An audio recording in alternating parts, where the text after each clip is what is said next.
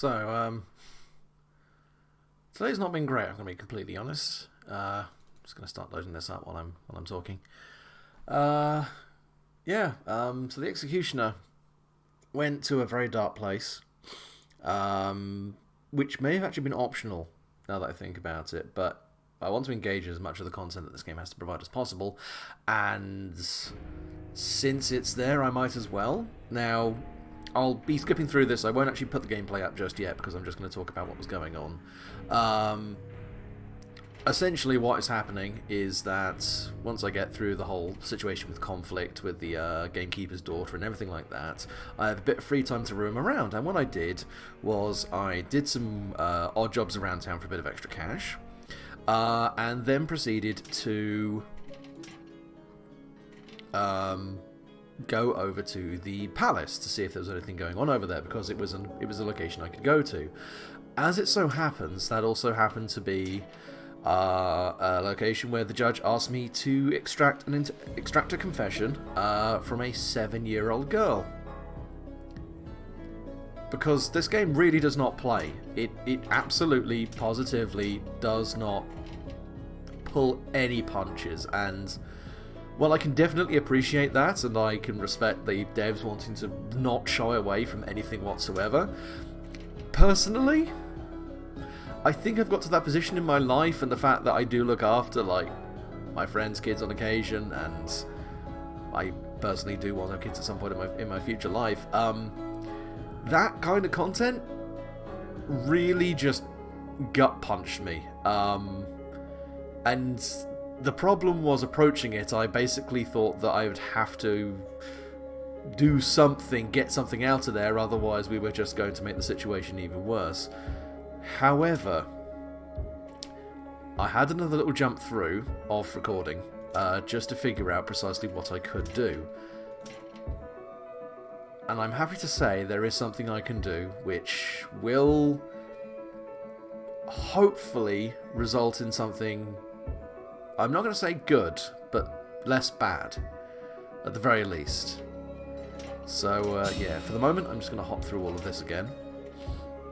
I've also had some, well, rather bad family news, but I'm kind of in a position where I can't necessarily mope around and get, like, inconsolable about it, so I'd much rather do something productive today, even if, I mean, like, I'm doing housework, I'm doing some other bits and bobs, but I wanted to play some of this, because, again, it's something that I feel needs a bit more exposure, needs a little bit more recognition, and after seeing so many people really give this game a kicking, and considering the amount of enjoyment I've got out of it so far, it makes sense for me to just go that little bit further and, you know, give it its due. Because I would love for these developers to get a little bit more support, a little bit more recognition. Because thus far, everything's been good.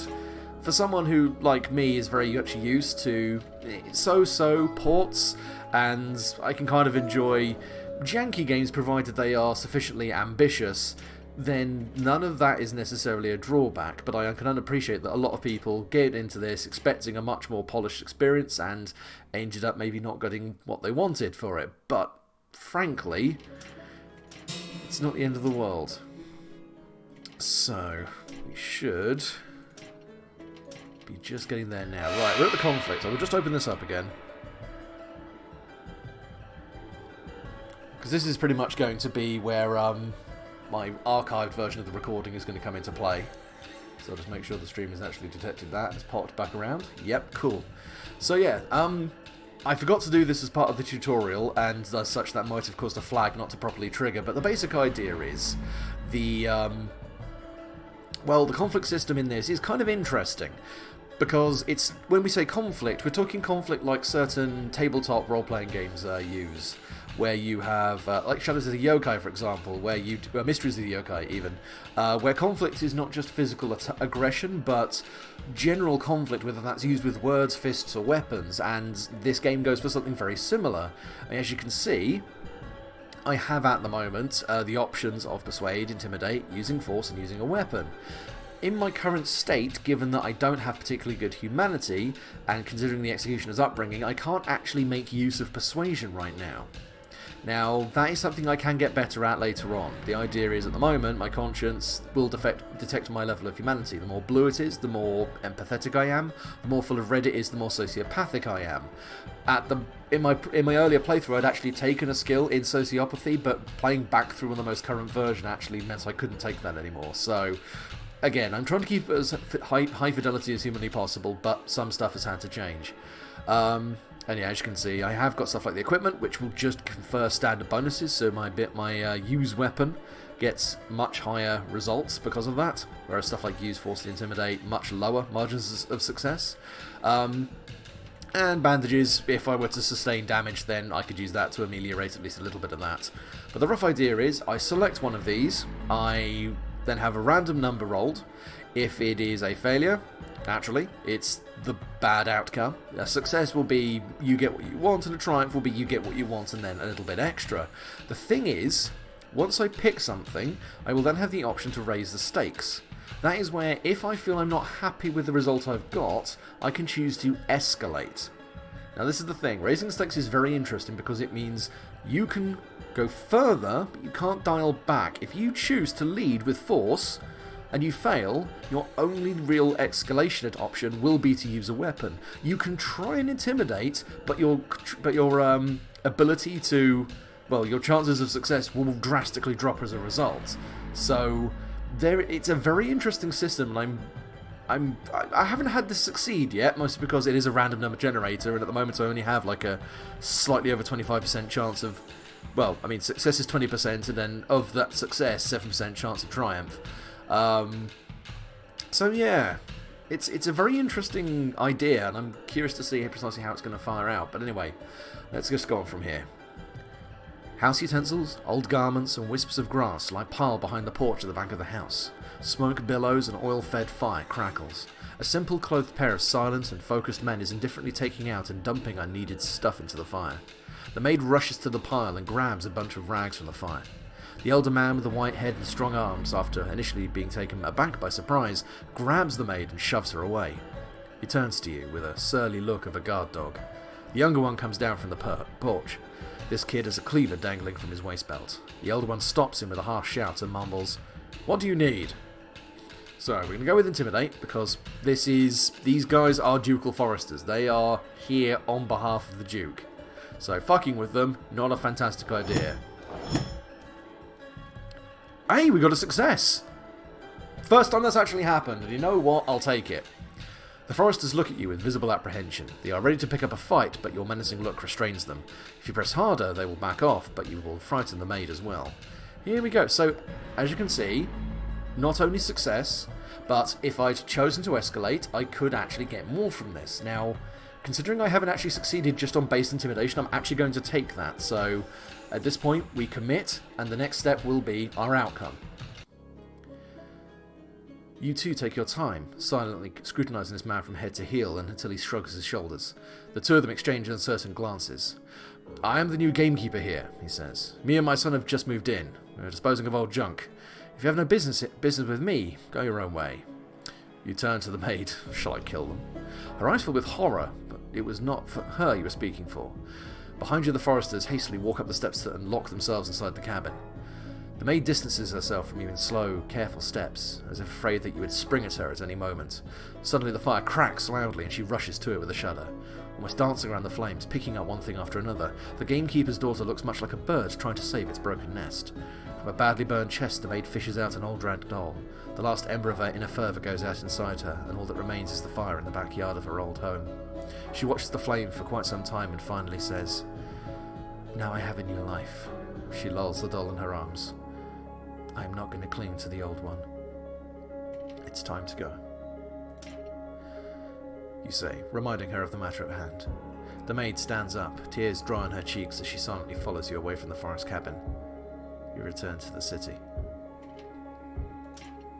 So I have played through this next bit, and I will be taking the same choices as before, just to kind of keep everything in line up until the point where we encounter our client, so to speak.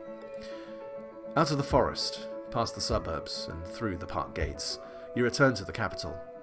In the evening, the city sounds both tired and excited. "To the tavern?" the maid asks in a dull voice, and and you answer with a silent nod. You're about to leave well-to-do streets lined with splendid mansions and cross the bridge leading into the slaughterhouse when there is a commotion all around you. There are cries, a racket of hooves and wheels, people hastily making way before an approaching cavalcade. "The Duke!" sounds a jubilant whisper above the crowd, and the maid's facial features momentarily become sharper and colder. A gilded carriage rushes past, 4 mounted riders pushing tardy onlookers to the side of the road. Suddenly, an invisible thread tautens, and the horses stop short.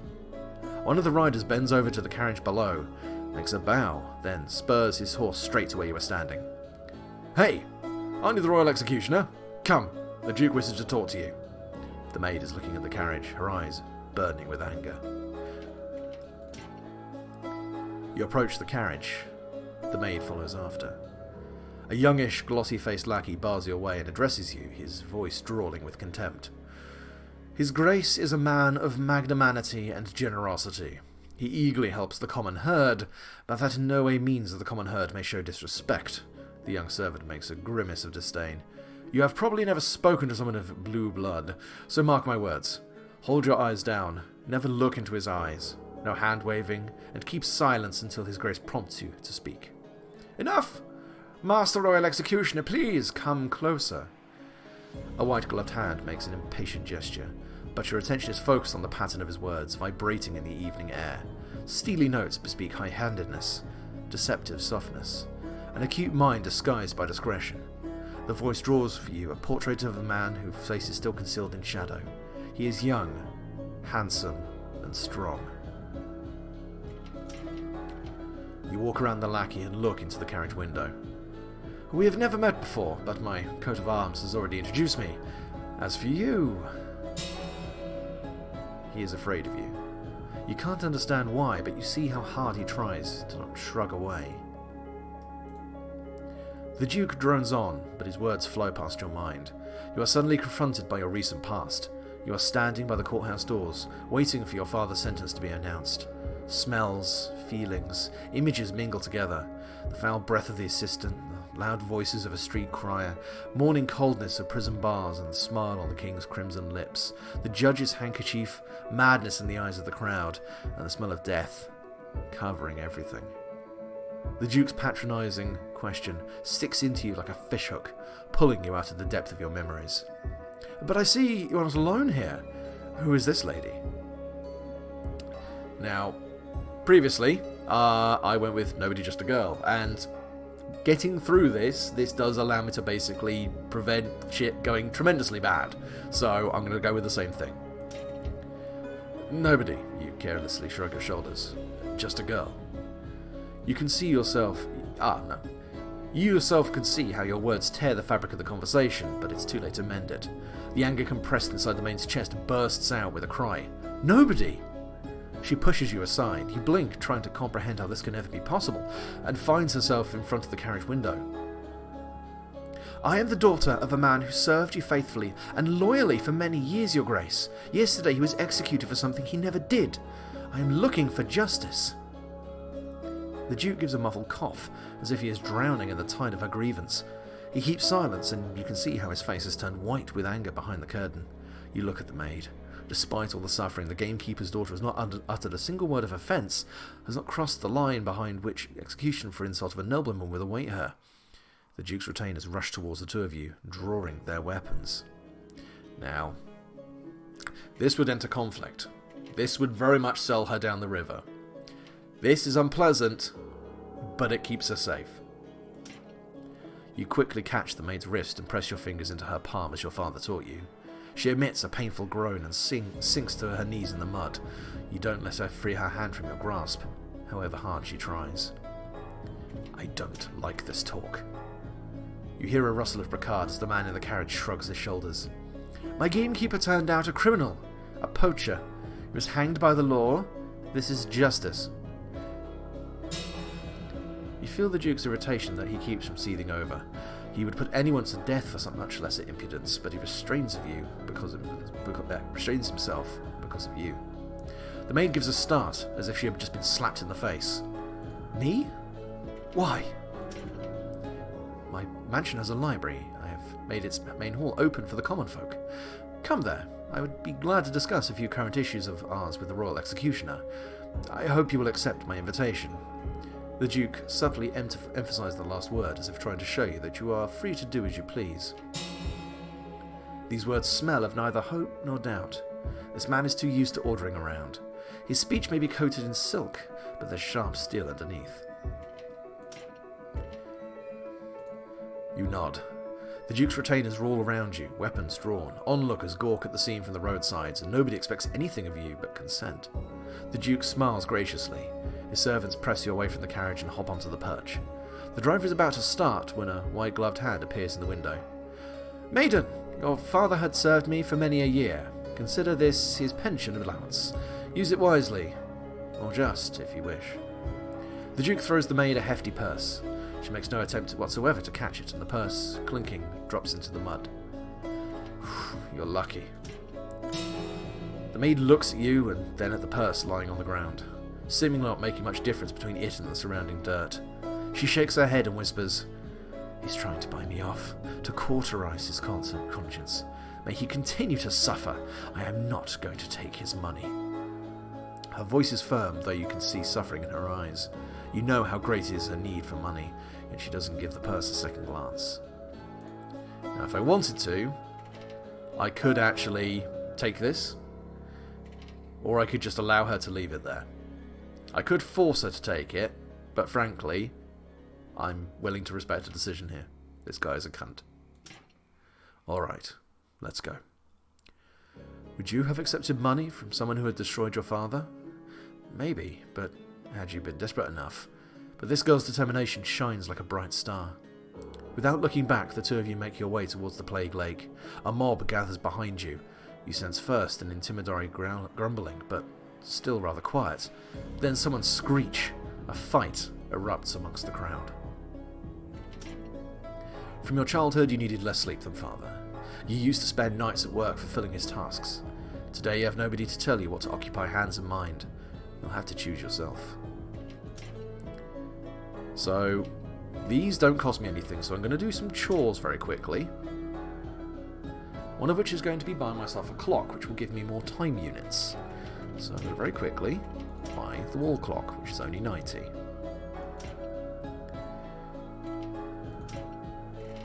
So, this hasn't bought me any more for today, but this will buy me more time slots for later days. So, we're now going to go to the Palace Square. Now, from here, I believe Ragman... Yes, I can grab some meat from him, which is always nice. I don't have to worry about that. However, I believe one of these guys I can sell...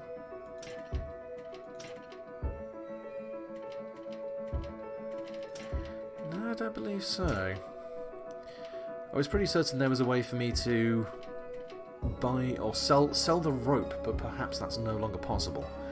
So first and foremost, we're going to go to the Plague Lake. Reason for this is that we can now turn our scientific knowledge to a different means of work. Now that the surgeon has given you the idea of working as a barber surgeon, it becomes easier for you to find a job in your spare time. Instead of cleaning the streets from sewage or catching corpses from ditches, you now treat people who can't hire a properly educated doctor, but are still willing to pay a coin or two to get rid of a bad tooth or an unknown illness. Sometimes people come to your house with requests to visit a patient. Sometimes you look for work on the city street yourself. People are wary of you, but still, from time to time there is a desperate patient or someone eager to save on the services of a more respected barber by hiring an executioner. You do not work in the poorest districts. The poor swell from hunger and rotting alive in overcrowded almshouses operated by monks. Your clients are still a couple of steps up on the social ladder. They have some money, or whatever you're willing to take instead of coins, food, clothing, firewood for the stove, or oil for the lamps. So yes, I appreciate this as well, that if you have not educated yourself, you will work as a Night Soul person, but if you do actually take some steps to become more educated, you can do something a bit more productive and, frankly, maybe a bit more spiritually fulfilling. You are called to the old carpenter's house, and although all the household carefully spit at their feet, protecting themselves from misfortune, told to be walking hand in hand with you, they treat you obsequiously. The old man's jaw is swollen from the inflamed tooth. At the sight of your instrument, the patient goes limp in the chair. It's for the best. You're accustomed to working with forceps, but here you have to be careful. Here, unlike the torture chamber, they will not pay for the torn jaw. You pull out 2 completely rotten, blackened teeth, even though they tend to crumble right at the gums blue from the pus, and even advise to the mistress a herb, the infusion of which can relieve inflammation. However, if your advice is not followed, the patient is unlikely to survive. You can't clean all the pus from the bleeding holes in one go. So, that's one, and that takes an hour. Now, to go to the palace, we only need 6 hours, so we can now use one more work action. You understand at first glance that the young man you've been brought to won't survive. Symptoms of the disease at first are easily confused with fever, but now the boy is already expectorating large blood clots. Consumption has almost killed him. But the boy's mother, a bulky widow with a goiter and a face generously strewn with pockmarks, does not want to believe that her beloved handsome son can't be saved. She insists on bloodletting. Well, that can't hurt anymore. Perhaps it will mercifully bring death a few days closer. There we go. So, we have now earned some money, and now we shall proceed to the royal palace, where I am about to tell basically the church, the royal courts, and everyone in a 50-mile radius to choke to death on my cock.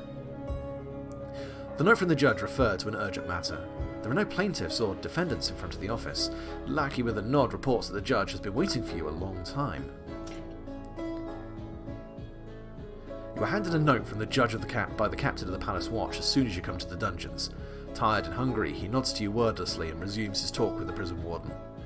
You ascend a long spiral staircase and, passing the courtroom doors as quickly as possible, knock at the door of the familiar office. The voice from the other side invites you to come in. First things first, the judge says in response to your greeting as if continuing a conversation. Your father's body is waiting for you in the prison's mortuary. You can take it. You frown. According to the law, the body of the executed belongs to the executioner. The assistant had to bring the corpse of father to you on the evening of execution, but he didn't.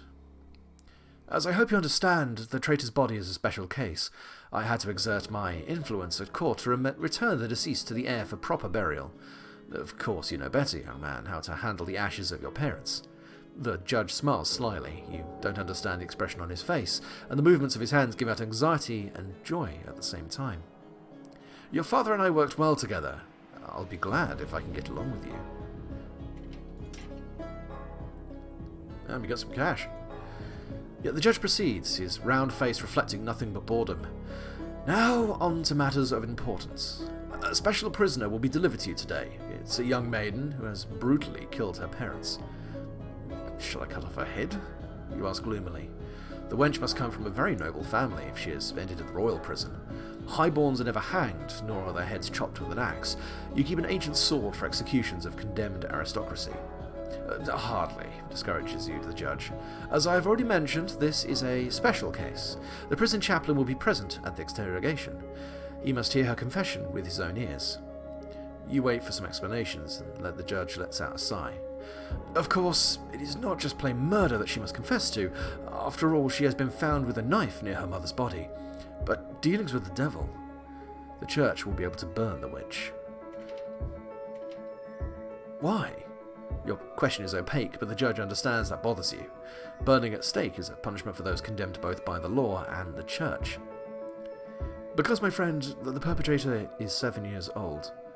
The church insists that a child can never accomplish such a thing without diabolical assistance. Fuck off.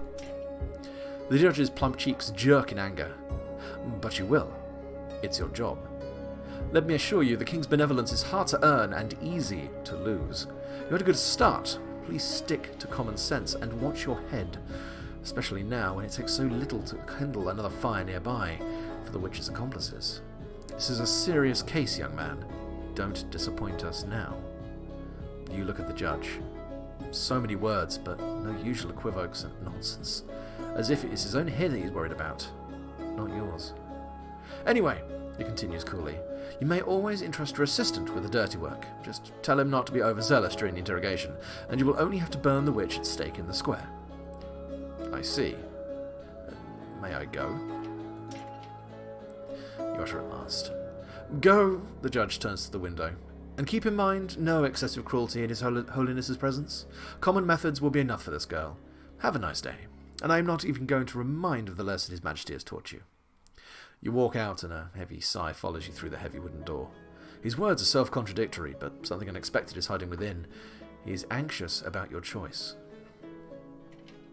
Now, previously, I chose to conduct the interrogation myself. I could entrust the interrogation to my assistant. However, let's be honest here, the assistant is kind of a fuckhead, and I would not trust him with opening a fucking bottle of lemonade, let alone trying to extract a confession from a 7-year-old girl. So, we're going to do this ourselves. However, well, you descend to the prison once again and order a guard to bring the victim to the torture chamber while you call on the priest. His tiny room, reminiscent of a monastic cell, is poorly lit by a single candle. Heavy odor of frankincense and liquor discourages you from crossing the threshold. The Holy Father squints blindly at you and gives a start. Is it time already? The witch will be brought in shortly. Let's go, you answer. With a heavy sigh, the priest stands up and takes a deep draught from a clay bottle, then picks up his prayer beads and announces, his voice surprisingly firm and clear, I am ready. You chuckle to yourself. It sounds like he is going to be interrogated. The Holy Father looks frightened. But what is he afraid of? Witchcraft? Or the sight of torture? Now,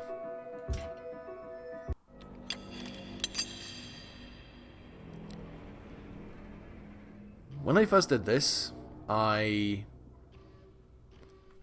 blasted my sanity. I just straight up and you know what, I was kind of okay with that because I really didn't want to keep going. However, I realised I could just conclude right now. But I'll read through all of this first. Crime: murder with the devil's help. Sentence: death by burning. An angular girl, rather large for her age, with beautiful fair hair and shifty eyes. The girl is silent. She is weak from thirst and hunger, covered with scratches and bruises. On top of her dirty nightshirt, she wears a dark robe embroidered with angelic symbols, such are put on condemned sorcerers in order to protect people from evil. We are here to determine if the orphan was obsessed with the devil. The church wants to burn the witch. For the execution to be legitimate, it is necessary that the orphan admitted her link with the devil. Then we need to determine, did the orphan kill her parents? Whether the girl admits to witchcraft or not, she can hardly prove that she is innocent of her parents' death. She was found with a bloody knife over their bodies. And then we need to find out why. The judge said that the church considers the girl obsessed, because why else would she kill her parents? Now, previously, I was able to get the first answer, the main objective, to be answered. However, it became immediately clear that the girl was essentially reciting a litany of sins and accusations that adults had forced upon her. These were not her own confessions. These were simply things she had been told. So we're not going to be doing that. We're going to try and get the others instead. And I'm also going to try not to lose my fucking marbles in the process. Now,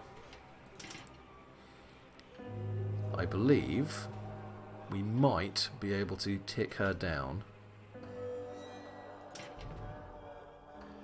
bit by bit, just by denying her rest. And I'm just going to see how well this will work. Now, it's not fantastically good, so I'm now going to do something unpleasant.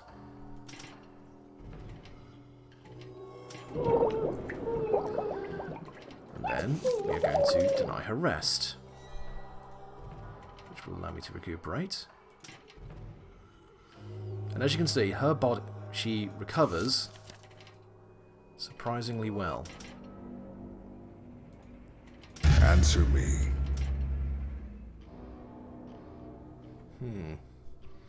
Now, I think I've probably skewed this up, but I didn't really want to go and do much more else. So I'm just going to conclude it here. Because fuck them. Fuck this whole fucking chicanery. We're done here. It's already late, the priest says in a shaky voice. The spawn of the abyss gets stronger when the night is approaching. Maybe we could postpone the execution so that this charitable deed is lit by the sunlight. You frown at our loss as to what kind of answer he expects from you, although, since the decision is yours... Of course, it's better to execute a witch in the light of day. Postpone the execution. Because, frankly... No. I really don't want to kill a 7-year-old girl, funnily enough. Today you have other things to do. A little tortured girl won't disappear from the prison. The priest nods as if he got the answer he expected, yet he looks troubled. He probably wanted to finish up with the witch as soon as possible. He gives you a blessing. The gallows are prepared in the town square. I'll tell the captain to leave guards near it. There we go. Now, we've run out of time to do much else, so we are simply going to go back home. We are, however, going to do one thing, which is we are going to do 1 or 2 more upgrades. Now, unfortunately, because my humanity is still at flat 0, there's not a lot for me to do there, but I can sort some more upgrades. First and foremost, I'm going to have the cold chamber, because this will allow me to keep bodies for longer in better condition. And I believe that is a prerequisite to do the worm experiment.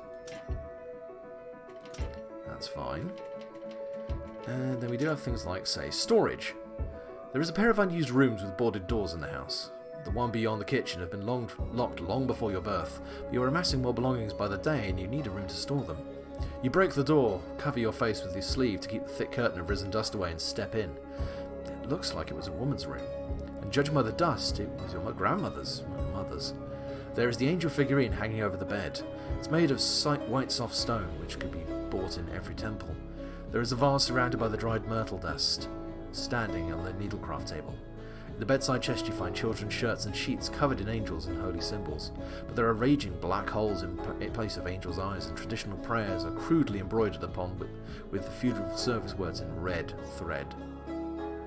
As hard as you try, it's not possible to smell Ona's scent, but you see the deeply ingrained dark stain on the wooden floor after you move the table. It cannot be anything but blood. Inspecting the table and the floor below, you find one more stain and a nick on one of its legs. You perfectly understand that nicks like this are left by the family axe when it pierces the chopping block. You know that father's sister had died in her childhood at the same time when he almost died of the injury received. Their mother, as you were told, fell and hit her head. But what really happened?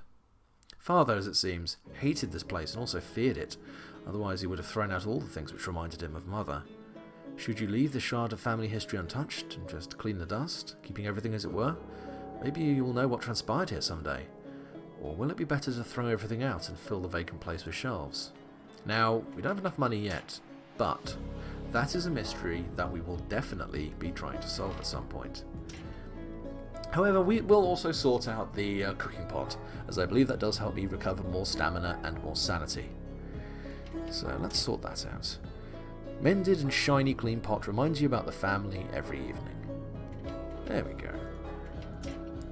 So, ooh, barrels. Father never liked to come to the stream. He told you the grandfather died shortly after he bathed in the stream while drunk. One time as a child you had got into the ice-cold water and father had literally plucked you from the stream. He was sure that weakness to cold runs in your blood, but after you bathed there several times you have come to suspect that father was just afraid to get sick because of his poor health. Grandfather looks like a sturdy man on the portrait, and you have clearly took after him in this respect. Perhaps this fear had made father to always have barrels with water at hand all the time. While you were a child, the assistant took the barrels away on the cart and filled them up. When father drove the old man off your house, you began to take the water from the stream. You started to go for the water by yourself, as father was wholly consumed by writing his life's opus magnum. Pretty sure it's supposed to be magnum opus, but okay. You liked the trail, and the feeling of peaceful silence and coolness soothed you. But it was, for sure, harder to carry water in buckets, and you sometimes began to bathe in the stream instead of the everyday wash. Water from the stream smells of rotten eggs, but it is clear enough in your opinion. Although barrels in the yard help you keep the house clean and remove the need in water, you don't go to the stream every day. Interesting. So yes, that is everything for the moment. Let's go to bed. Still, you need to sleep. A few hours before dawn, even when the thieves and nightmen are going to bed, you rest. Let's have some supper. There we go. So, sanity is booped. My health is now 180 out of 100. I can apparently punch a horse in half. And we begin a new day.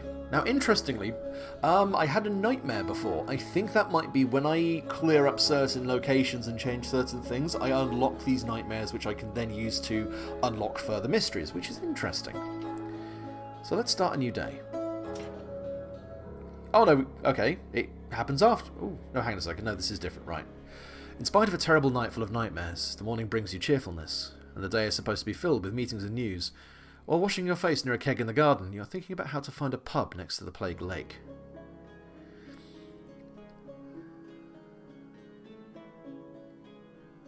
Honestly, I'd rather just take the dog and not let the maid get too heavily involved here.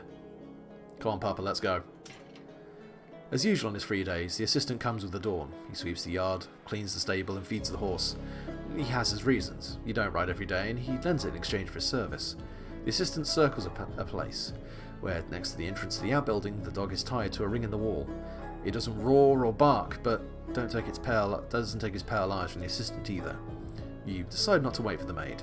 Your new pet will accompany you. His nose is hardly worse than yours. Moreover, even a gang of thugs is unlikely to mess with you when a huge dog is near.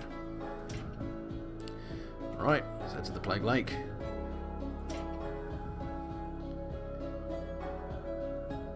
The Plague Quarters remind you of the royal prison. Similar to that place, here, every now and then, hungry, greedy gazes are focused on you. Do you have anything for us?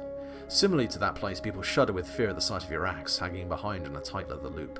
Somebody creates the sign of the One, somebody spits through the teeth, and somebody repels evil with swearing and crosses the road. You've got used to bearing that burden a long time ago. The dog trots nearby, turning his tail from time to time and pulling over to your leg because of the obedient thump. He does not bear teeth and doesn't even look at people who have not got off the street yet, but passers-by recoil from you faster than when you walk alone. Mud and hungry animal anguish that reign here astound you. You can't believe that the food is so scarce here. You rarely visit southern areas. Central markets are protected by the Royal Guard. A local way of things resembles ancient pagan rites. The dog quietly lags behind, so you do not understand at once what's going on when you look back at the sound of teeth snap and high-pitched screaming. The dog sticks its muzzle in the bowl that was laying on the lap of a small girl under the age of 10. Her face turned white and she is afraid to breathe. Two brothers of the girl, looking like skeletons wrapped in skin, are scared and cling to her, sobbing. The content of the bowl seems more like swill than edible food, yet the dog eagerly laps it up. Don't do that, you cheeky git. Bad dog. Sniffing children's knees one last time, the dog returns to you, lightly waving his tail. He rubs his muzzle up your hip as if he was apologising for leaving you. You pat him on the scruff of the neck and fold his head to you for a moment. You go further, and the dog doesn't step away from you anymore. God damn, man. Keep your dog on a leash. I will do the asking. Without any objections, the maid hides behind your back. Oh! How did she get here? I imagine she probably just showed up. Again, some of the branching here may not be completely correct, so meh. Without any objections, the maid hides behind your back. You look around in search of a suitable victim. A one-legged old man has assumed his begging post beneath an old, barely discernible bas-relief in a tiny square. His eyes shine brightly and coins jingle in his tin cup. He is definitely not new here, and with his crutch he is not going to run away from you, even if his other leg miraculously regrows. A watchman appears from behind a corner. This one is unlikely to hinder you. Approaching the old beggar lazily, the watchman receives a few coins from him and waddles away. When you get closer, the old man grins menacingly and points his crutch in a direction. Where did you come from? Keep walking and don't bother honest working people. He's within an arm's reach for you now. You are almost deafened by a mix of smells. Sour beer, sewer, unwashed old body. Begging isn't a job. Since local guards don't do their jobs properly, I might desire to help them. The old man makes a croaking sound. You're not quite sure if it's supposed to be a laugh or if he's just choking on his spit. I see how it is. How strict. Say what you have to say quickly and stop flaunting your regalia. You better go wherever you were going before anything happens. With a swift motion, you throw his crutch into the nearest alley, push him on the ground and step on his fingers while the scattered coins from his can and his smelly pauper rags jingle around you. The heartrending shrill scream turns into spasmodic whimpering when you step on him harder and quietly utter, "Shut up." The beggar, crying in pain, is trying to squirm away and his piss begins to wet the dirt beneath him. I'm looking for a tavern. The Golden Capaciale. How can I find it? The old man wheezes something out and you bend down a bit, covering him completely in your shadow. He flinches away and groans. "Mercy, sir, I'll tell you." And he does, after he makes sure it's the only way to get you to remove your foot from his hand, slowly crushing his fragile bones into a bloody mess. When you move away in disgust, he goes silent, trying to make himself look smaller in the dirt, and you leave the alley, feeling a swarm of wary gazes on your person, thick as a forest spiderweb, even though the street looks almost deserted. I see the sign. You push a heavy, warped door, and the two of you find yourself in a dark common room under a low, smoky ceiling. There are much more people present than you could have guessed from outside. Workers, fishermen, hunters, rich patrons are not to be seen, just patched up, dirty clothes, bearded faces and the smell of cheap booze. Fire is dancing in a huge hearth. The bouncers with their beer mugs sit on a bench near the hearth. A tall, curly-haired lad turns away from them to look at you. He's wearing a leather jerkin and an apron. "Oh, rare guests. Did you get lost in the docks, executioner?" The dog shows his fangs and the guy flinches. "Dogs aren't allowed here. If you want to have a drink, leave your mutt outside." You interrupt him. "I'm looking for a poacher. He was here recently, selling game from the Duke's forest." The servant's eyes widen. "What? Really believe there's such dangerous patients and visit the Caprisali?" "He was here." You kick the leg of a closest wooden bench. The wood breaks with a loud crack and the bench tilts to the side. A couple of grim gazes turn in your direction from the patrons. The fur on the scruff of the dog's neck stands on end menacingly. The guy holds a sinister smile and spreads his hands with an innocent look. "Well, maybe someone like that was here, but he wore the shepherd's mark." He rubs the base of his neck in an involuntary gesture, the place where you caught a glimpse of his own brand, looking vaguely like a picture of a dog. The assistant flinches and the servant continues. "And nobody in their right mind messes with shepherd's men, and you shouldn't walk around here asking questions. You won't find anything except trouble. No one here is going to help you." He's too certain of his advantage and won't tell you anything. "No one is going to help you either," you say, as you unleash the dog. "Who let the dogs out? Me, apparently." The servant is arrogant. He is on his own territory and feels confident. The bouncers behind him will not be stood still if a fight starts. The maid will obviously be opposed to your methods of persuasion. Right, so this is not going to be fantastically good.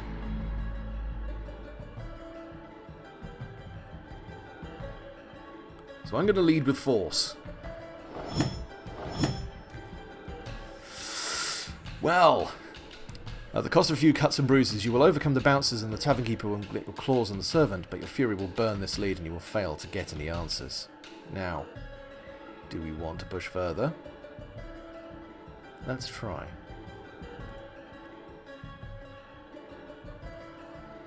As you can see, I can't go any further back.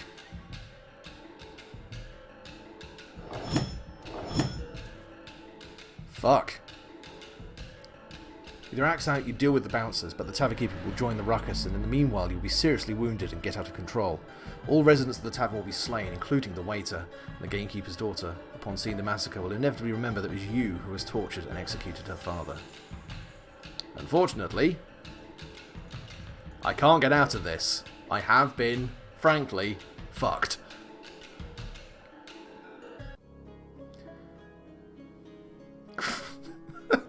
Closing time, gentlemen. "Oh, look how brave we are," hisses the servant, squinting over your shoulder. "The whole ward will be here in a moment. You aren't going to make it out alive." He steps back into a corner and, putting 2 fingers in his mouth, lets loose an ear-piercing whistle. Springing to you, the ruffians grab you by your shoulders, while a heavy scamper of many feet is heard outside. They grab you by your arms and shoulders and try to bring you down to your knees, yet the pink haze is already vibrating on your tongue. They have no chance. You scatter the bouncers away like kittens, but the tavern keeper jumps at you from behind and plunges one sharp point of a boar spear into your side. You growl and everything disappears behind a thick shroud of fury. You come to your senses in the street, trying to regain your breath. Your lungs are burning with smoke, your palms itch with drying blood. Behind you, the decrepit walls of the tavern roar with intolerable heat. You hear the crack of tiles. The fire has already engulfed the roof. The images burn in your mind, the tavern keeper's face smashed with the head of your axe, the bouncers' faces awry with mortal agony, the severed heads in the hearth, and the servant, his body limp, his neck broken. More people must have perished inside, clambering out through fallen trusses. You are followed by desperate screams and yells. Time to leave. Locals are already gathering at the sounds of the fire. They better stay unaware who started it, and how the people in the tavern died. We need to find the shepherd. As an executioner, you were entitled to the corpses of the people you executed, but this was no execution. It was a murder. Not a scuffle, not an accident, but a cold-hearted torture with the approval of the law. Yes, the guards are not about to show up in these boondocks very soon, but the locals will be here before long. If somebody catches you with a corpse or sees you carrying it down the street, you will end up the same as your victims, on the gallows. Still, the corpse is money. Oh, fuck that. I am not going to be dumb enough to be seen running around town with a corpse. We have to find the shepherd, you say out loud, as the dog hesitantly wags his tail. You are already pretty far from the tavern when he halts, turns around and barks loudly and hungrily. You hear the rustling of the darkness of the alley and realise that you wouldn't have noticed the danger before those who hid there decided to attack. You remove the leash and the feeling of danger fades. You hear the steps of retreating would-be attackers. The dog is sitting close, an air of smugness around him. Well, that went tits up. Drastically. Fucking hell. Amazingly, my conscience is still kind of okay, even though I have slightly raised the chaos level. You can see a faint familiar trail next to the house, and it surprises you. It can't be that the gamekeeper's daughter was waiting for you here for the whole day, yet dust on her feet suggests that she returned with the dusk. You tie up the rope around the neck of the dog and take him to the corner of the house, near the barn door, where you usually left him. The maid meets you with a gloomy reproach. You left without me. We had a deal. I have no intention to accompany you everywhere. Today there was no need for that. Don't you dare go without me when you find him, the maid says. What? You ask threateningly. You have agreed to help me. I just want to see the true criminal. To make sure, she adds without raising her head. I've got it. You interrupt her. I will, but not tomorrow. And without saying a word more, you pass by to the house. The Duke's invitation is still in force, and your curiosity prompts you to get to know how does he live and what does he want from the royal executioner. You can hear the ground rustling and somebody gasps behind. So there was definitely a branching issue there where the maid wasn't actually with us, but it still had a knockover effect in the conflict. I'm not entirely certain if that's going to actually cause long-term ramifications. Her voice is accompanied by a slight meat scent of a thing that she has just picked up. This bone. The dog was chewing on it. Was it a human's hand? It's just an old bone. I've taken to graveyard dog. The maid breathes out with a quiet whoosh, as if it seems like all the oxygen was off her lungs and she fell to breathe in again. When you turn back, she was already on the way to the door. Okay, so turns out if as was in my previous playthrough, I'd actually fed that lump of person to the dog to get them in here, she would have been like, is this a fucking lump of dead person? And I would have probably had to come clean, which probably again would not have ingratiated myself to her fantastically well. Let's go and see the Duke. The gamekeepers look at you in horror, but let you inside. They seem to know about the invitation and are trying to figure out why you're here. You don't have an answer yet. Making my way downtown, running fast, murdering shitloads of people. When the Duke spoke to you on the street, he clearly wished to speak to you eye to eye and not in the middle of the street. That means that the matter was so important that bystanders or most trusted servants, and certainly not the maid, were unwanted witnesses. As you remember his invitation, you begin to feel the curiosity gnawing at you like a botfly on a hot day. There is no need in delaying the swatting of this annoying thought before the invitation rakes up some itchy sores of your imagination. Your eyes are hurt by the shining whiteness of walls and gilded fretwork while you go towards the main entrance of the Duke's city residence. The street noise dies out behind the gates of the park, surrounding the huge house and the chirping of birds, and the snapping of gardening scissors is heard in the distance.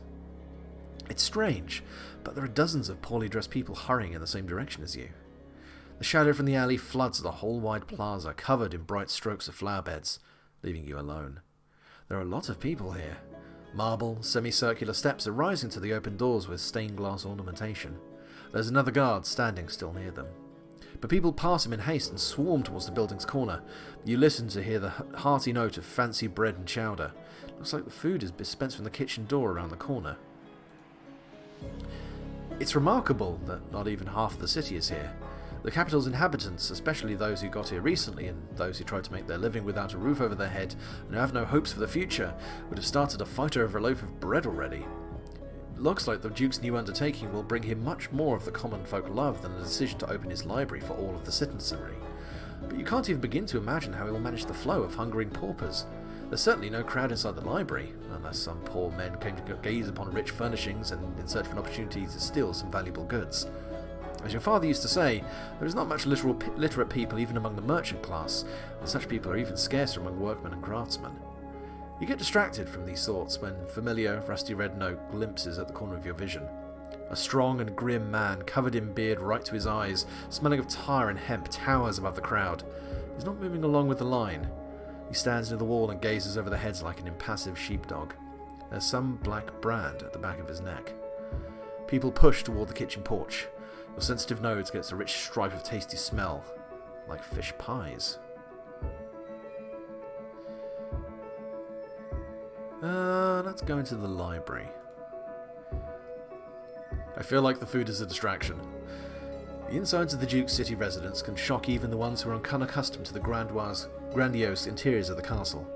You hear the whispers of brocade drapery, waxed parquet, tall double doors and high mirrors with heavy frames, telling you the newest history of the city. This mansion was built a not long time ago after the war. The Duke hides the history of his family far from the prying eyes, and there's only new things in sight. They are grand, masterfully crafted, and shining with novelty and gilding. You are left alone by the lackey inside the domed library, with a huge old table. This is seemingly made from a whole tree trunk, but you hear the notes of several different woods in its texture. And almost momentarily the Duke enters the long hall from the opposing doors in a fast and energetic pace. 4 men with crossbows come in from the high gallery among the bookshelves at the same moment. Their weapons are armed, and although the points of their short bolts, waiting in their beds, are not aimed at you, your body stiffens in anticipation of the attack. The Duke's smile hits your ears with dissonance. While he is sincere, why are there soldiers here? You make several steps towards him and sense how the unseen threats of sights tighten around you like nooses. A pair of steps more and they will stretch to their limits. If you rush the Duke, 4 crossbow bolts will pierce your chest or neck. You freeze 10 paces before the Duke, sharply feeling the unseen threshold after which it will pose a threat. He sits in the heavy chair as if nothing happened and speaks. I welcome you in my favourite creation, the public library. You shudder, and his words seem to come from underwater. The wall of memory for Father's execution day stands around you, muffling everything. The cries of the crowd, the sounds of the axe, the king's smile, the spears of the guards, Father's faraway gaze, and the voice in the courtroom, accusing Father of treason. The voice of the Duke. With an effort, you focus upon what he's saying now. Leaving your facial expression unnoticed, the Duke continues. In time, if you become a frequent guest here, I will grant you access to my special private archive. But for now, I wish to discuss the potential I see in you, which, of course, is hidden from yourself. He pauses and glances over your body, face and axe handle over your shoulder. I have been attending court from my childhood, you see. I began from the honourable service as a page boy to the late Queen Mother, and later, during the reign of your young king, served in the guard. Suddenly you see his face from another angle. It's not so young and rosy as it seems from its lively and mobile expression. The sharp edges and shadows betray a mature and experienced man. So what? You interrupt him. Not a good move, I have to admit.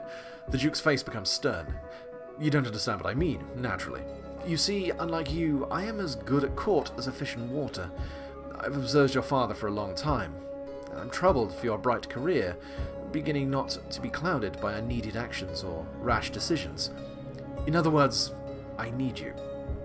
You're a useful man, my friend, but for now, alas, only potentially. I presume that it's not obvious to you, which goes without saying on the streets, but the nation is in a difficult position. The people are starving. Hostile armies are at the border. Power... Anyway, let's not talk of it for now.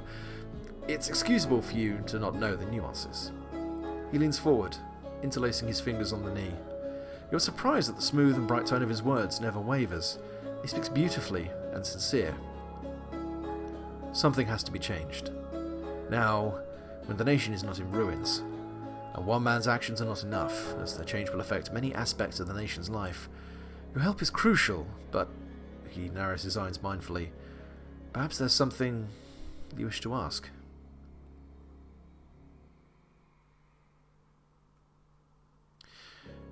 Let's go with that. Your father was executed on the charge of treason and spying for the foreign state, the Duke says slowly, and his liveliness fades from his fair features. He starts to look like a statue of the stern angel. You feel uneasiness in his words. Do you know father's accuser? Yes, his silence tells you. He leans back on the back of his chair and touches his chin with knuckles thoughtfully. You see, the Duke says cautiously, after a long pause, this case was heard in the royal court because of its great importance.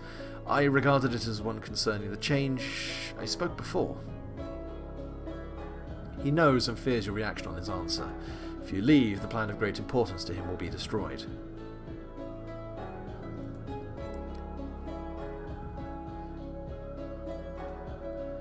What changes are you speaking of so often?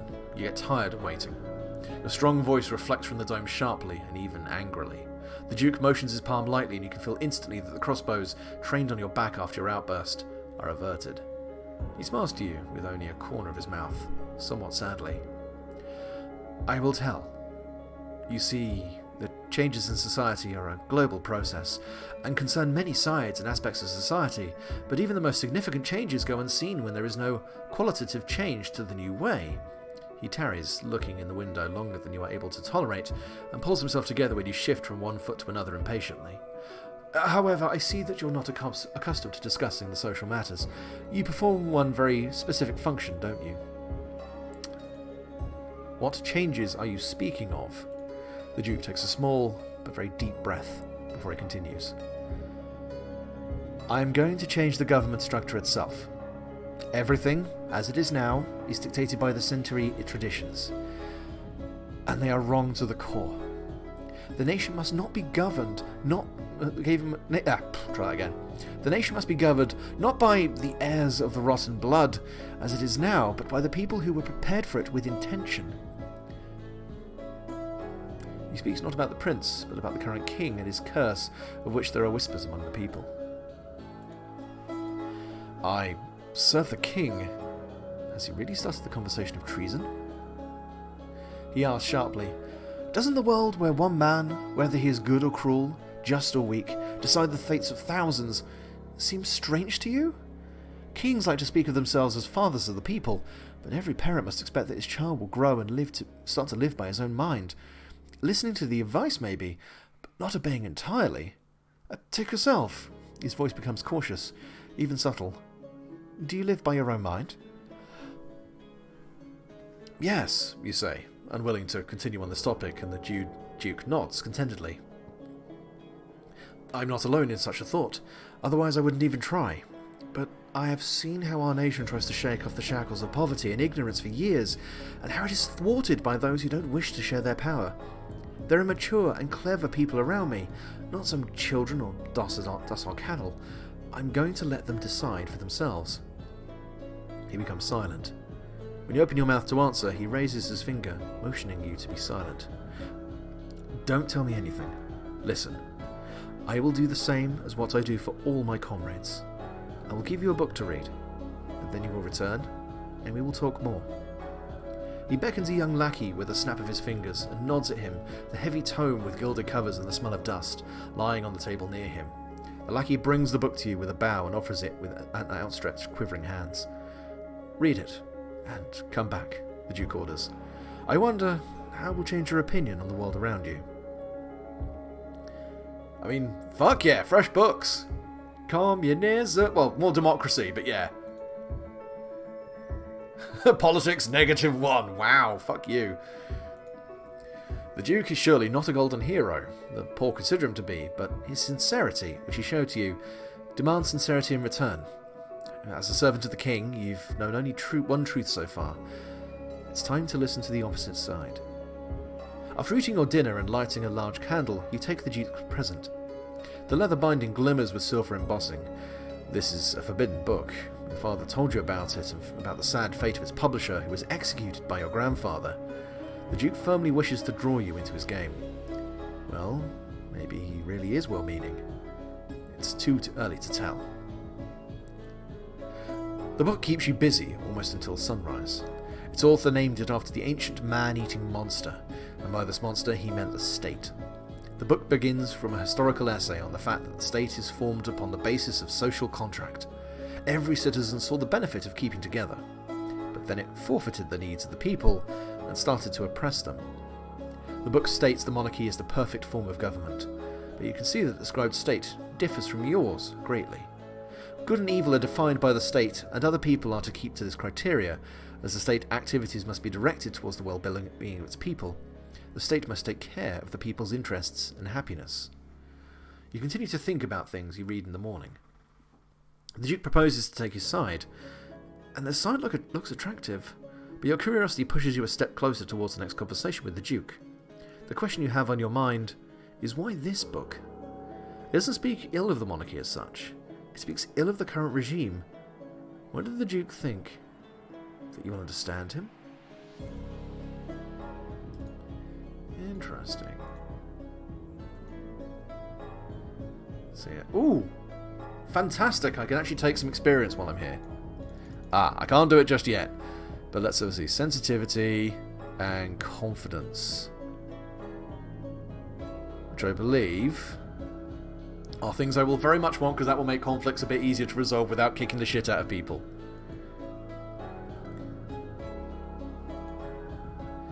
There we go. And now we're back to regular day again.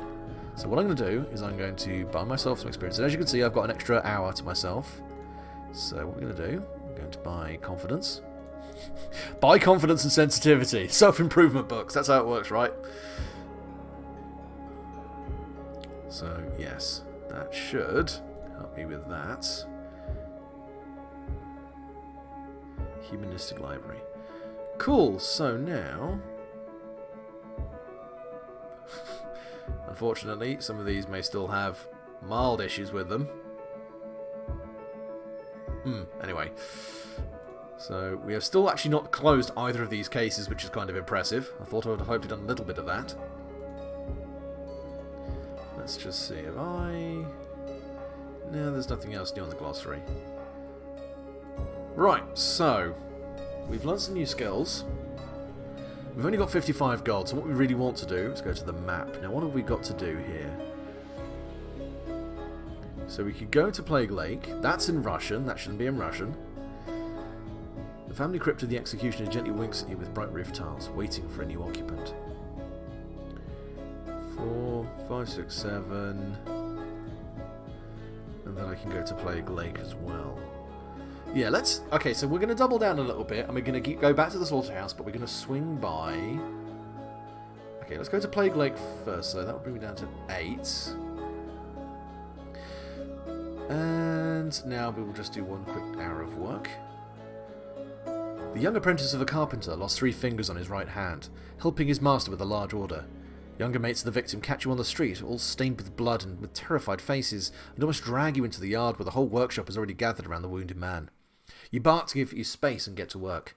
Of course, it's much more familiar to cut off the limbs of the victims, but this task is quite interesting. You manage to get one finger back in place, the flexible bone can still grow together, and the cut was smooth and clean. You deftly sew together the main vessels. Maybe the guy will even be able to work with that hand half a year later if blood infection won't start. 2 stumps left in place of the ring finger and little finger. You cauterize, putting the guy's belt between his teeth so he won't crumble them. After washing your hands in the corner of the yard, you take your fee and leave. Nice. So, yeah, I think that will leave me down. Okay, so that's 8. So, 3, 4... Oh, okay. Wait. The people who brought their shaking, feverish friend to you look like real thugs. However, you feel the blood and the pain of others on their hands. They are certainly robbers, and the wound on the leg of the frowning grey from the pain of thug, which you are asked to treat, is clearly received from the guard's halberd. The leg looks bad, swollen twice as normal, flesh shimmers with tightly stretched skin. Beneath a thin pink skin which has already closed the cut, a black-green death swirls. You could try and clean the wound from pus, but you suspect it won't help, so you frankly say that the leg will have to be taken away, and your patient's gloomy companions nod and hold the screaming and struggling man while you are cutting flesh and bone above the knee, after heating the saw blade on fire. There we go, and then we can go to both these places. See, we've done some good deeds in the community. Admittedly, we lopped a leg off, but you know what? As long as the guy's still alive, it's a net gain. Let's go to the slaughterhouse.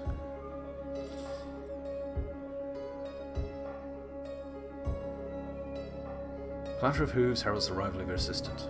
Grunting, the old man opens the gates and leads his horse and cart inside, calling for you to make haste. Do we sell my father's body? I mean, frankly, it's meat.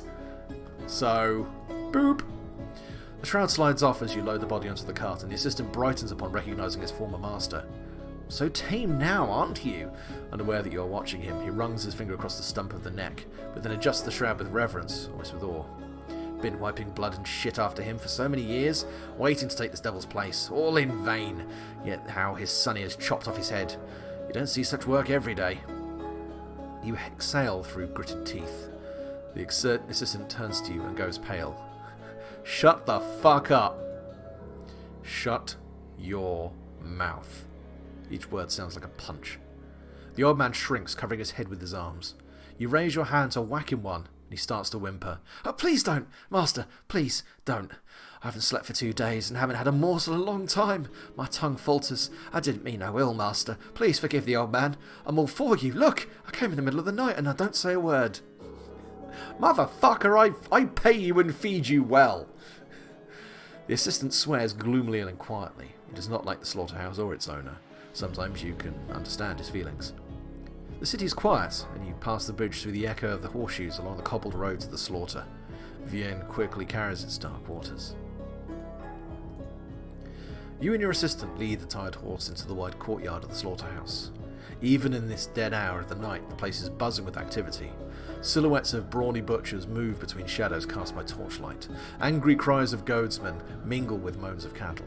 An old goat looks straight at you with its indifferent yellow gaze, munching on a wisp of hay. The surgeon soon comes to you with his springy gait. He smiles broadly, waving aside his employees, trying to strike a conversation.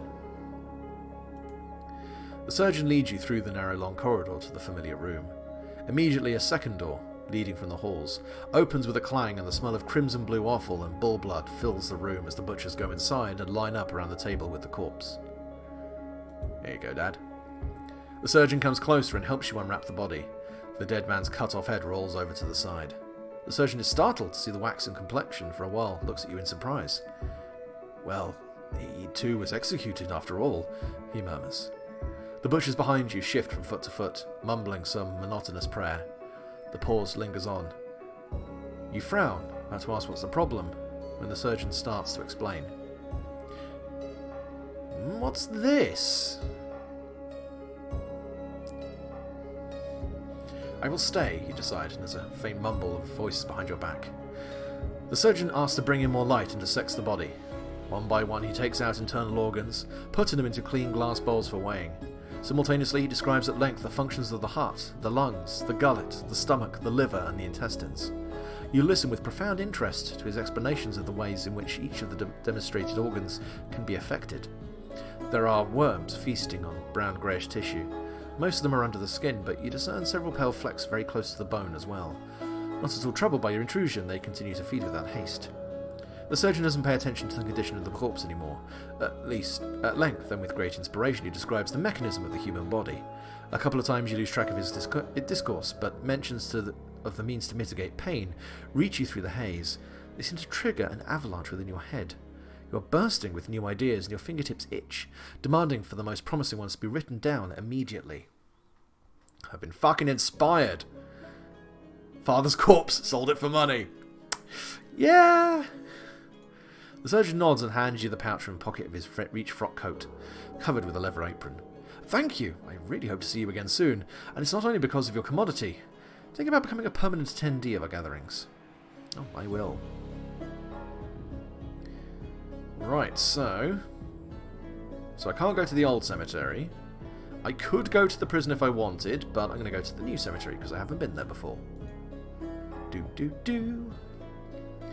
The white gates of the new cemetery absorb you along with the sounds of the bustling city. There is only the crow's leisurely crawl, the rustle of cypresses, and the steps of a pair of mourners on a sandy path, the humidity of the fog in the valley, and the strict beauty of the crypts and the stone angels guarding them. You walk to the back, where among the first burials of the crypt of the royal executioners, built by your grandfather, is waiting patiently. He seems pleased with you and the cause that led you to the tomb of your ancestors. Unfortunately, you sold your dad for fucking dog meat. As you do.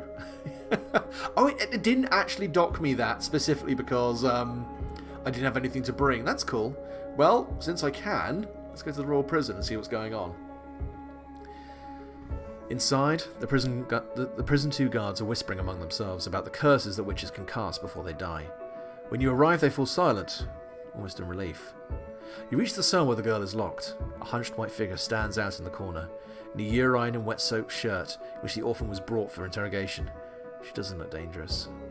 Her hands, chained in heavy shackles, lie powerlessly on her knees. The assistant approaches and shows you a letter from the judge with an official seal, an invitation to the execution. You are owed a fee for carrying out an execution. It's a pity you can't sell the witch's body. The churchman will bury the burnt corpse in the drop after an exorcising service. Everything is ready in the square, the assistant says impatiently. I'm ready. Bring her out. Well, I don't think we could have saved her. But if it needs to be done, then it'll be done. Today, a special scaffold is erected in the square. In the middle is a stake, surrounded on all sides with bundles of firewood. Behind the scaffold, 2 watchmen are on duty by a huge barrel of water. If wind scatters sparks throughout the square, the fire will be quenched quickly. Approaching the scaffold are guards in cloaks embroidered with angelic wings, marking them as members of the temple watch, and between them a tiny fragile figure in a coarse robe. The girl trudges slowly, her unsteady legs getting tangled in her long robes. An ugly crimson mark of her heretical infamy is branded on her pale forehead by your own hand. Sobbing, she looks around with eyes full of pain, terror, everywhere meeting gazes full of hatred and derisive curiosity. The guards have to drag her by her manacled hands.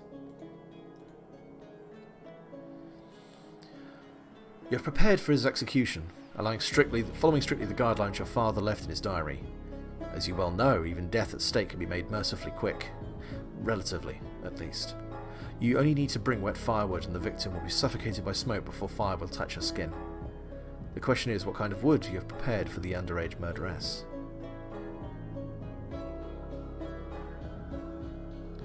Now, this is the thing. I could appeal for mercy by marrying her. And that feels weird. Naturally, that feels very strange. But at the same time, it would save her life. Now, the maid might have some questions. Nanny the fuck. To which I can hopefully reply, I basically did it to keep her alive. No, I'm not a fucking... No! I would hope you'd think better of me than that. Fuck it. Let's give it a go and see what happens. The girl looks at you with unmoving eyes. A torch mounted at the edge of the scaffold ascends out a whirl of sparks with a crackling sound as she cries, I will! Please save me, monsieur! Devil, you hear a guard whisper, astonished under his breath. The priest, choking, comes at you at once.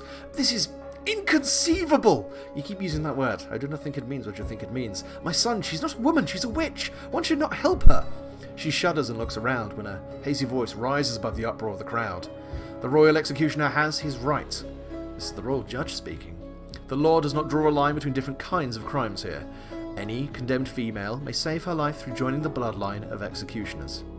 With the king himself present, he could have stopped all this with one short order, but he is not to be seen on the noble's platform, and the Holy Father is astonished and confused. There is no gainsaying the judge's argument. Showing as much confidence as you can, you walk to the stake, break a link of thin chain the girl has been fixed with, and grasp her slender wrist. Her arm is cold as that of a corpse, but there is a pulse beating madly under your fingers. I'm the good guy, I married a child, I don't know how to feel about this. The crowd goes mad as you get ready to fight your way out of the square, but the priest raises his hands and, in a beautiful and pure voice, seemingly unaffected by his addiction to drinking, starts reciting a prayer for the salvation of your sinful souls, for all you know. Angry shouts subside. Everyone stands still in gloomy, uneasy silence. Here and there, people take their headgear off and join in recital, but angry, predatory attention does not dissipate. Turn your unprotected side to them, and that will be the end. Dragging the girl behind you, you quickly descend into the scaffold and further, down the stone steps of an ancient tunnel. Going through the prison is the only way for you to leave the square unscathed. Soon, unsteady steps and strong smell of church wine catch up with you. "Bethink yourself, my sinful son," exclaims the priest behind your back. "The devil's servant shall perish in the cleansing fire. Only then will the world be free of her taint. Come to my place, you'll see for yourself. Everything will be fine." You try to put an end to the conversation without being rude to the Holy Father. "May the one and only help you, my son." The heat of his words pushes you in the back, but our talk is far from over. You fling a short glance back, and the pulse under your fingers starts beating crazily again. You hasten your pace, and the girl you're dragging by her hand has to run, but in the silence that fills the tunnel, due to the lack of any answer on your part, you clearly hear a sigh of relief. Seems like your underage bride is more afraid of the Holy Father than you, torturer and murderer. "I don't expect to get paid for it," you hear from behind. "This child of darkness is hardly worth the money you would get for her death." The orphan sobs again. This time you don't turn around.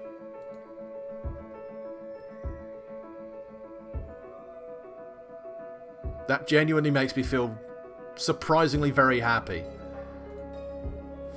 Fuck the church, you bunch of fucking cunts. Right, let's go on to... Excuse me, why are you bringing that terrified 7-year-old girl who everyone thought was a witch with you? Well, bring your daughter to work day. Isn't she your wife? It's complicated, alright? More cash. You tell the old man to get the dirty clothes off and he obeys your order. "Girl, avert your eyes. Boils filled with dark yellow pus sicken you. Oh, I am not having porridge tonight." That's strange.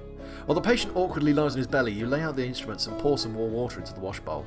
You can't get the impression of something missing while you open and wash the abscesses with warm water.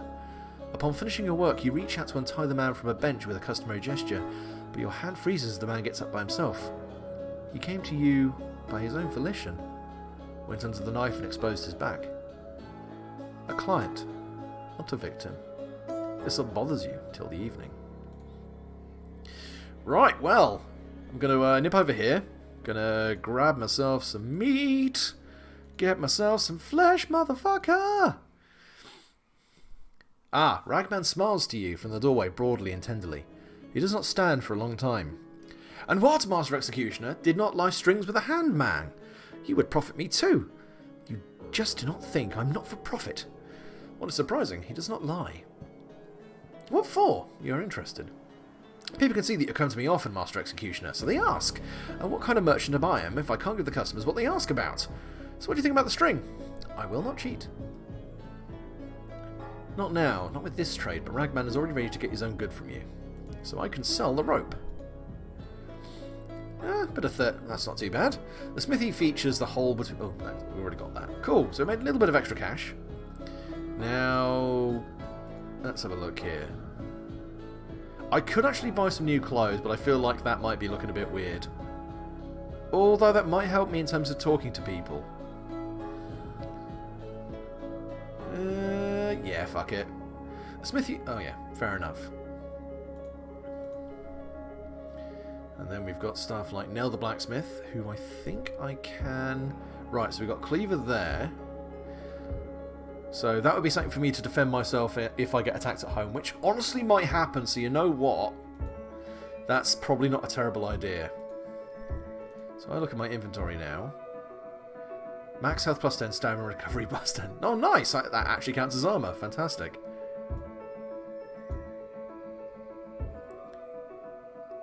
Oh, cool. So that is basically... Oh, hang on a second. That's the old version. Fuck, that's probably why I was getting shagged about a little bit. Cool, so we've now got...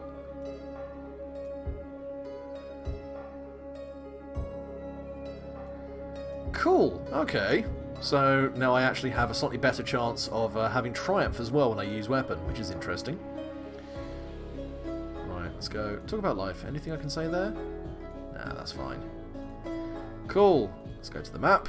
And let's go to the let's go back home. To chill the fuck out. Ooh, let's see if we can learn some new skills. We can! Knowledge of herbs.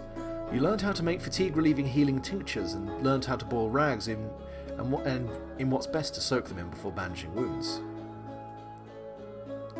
Excellent! So I'm basically becoming your friendly neighbourhood child-marrying medic. thumbs up, I guess. Oh, this is so fucking weird. Cool. Well, return to housework, and I do believe. Can I? No, I can't do anything there. Horse? 120. I could actually buy it.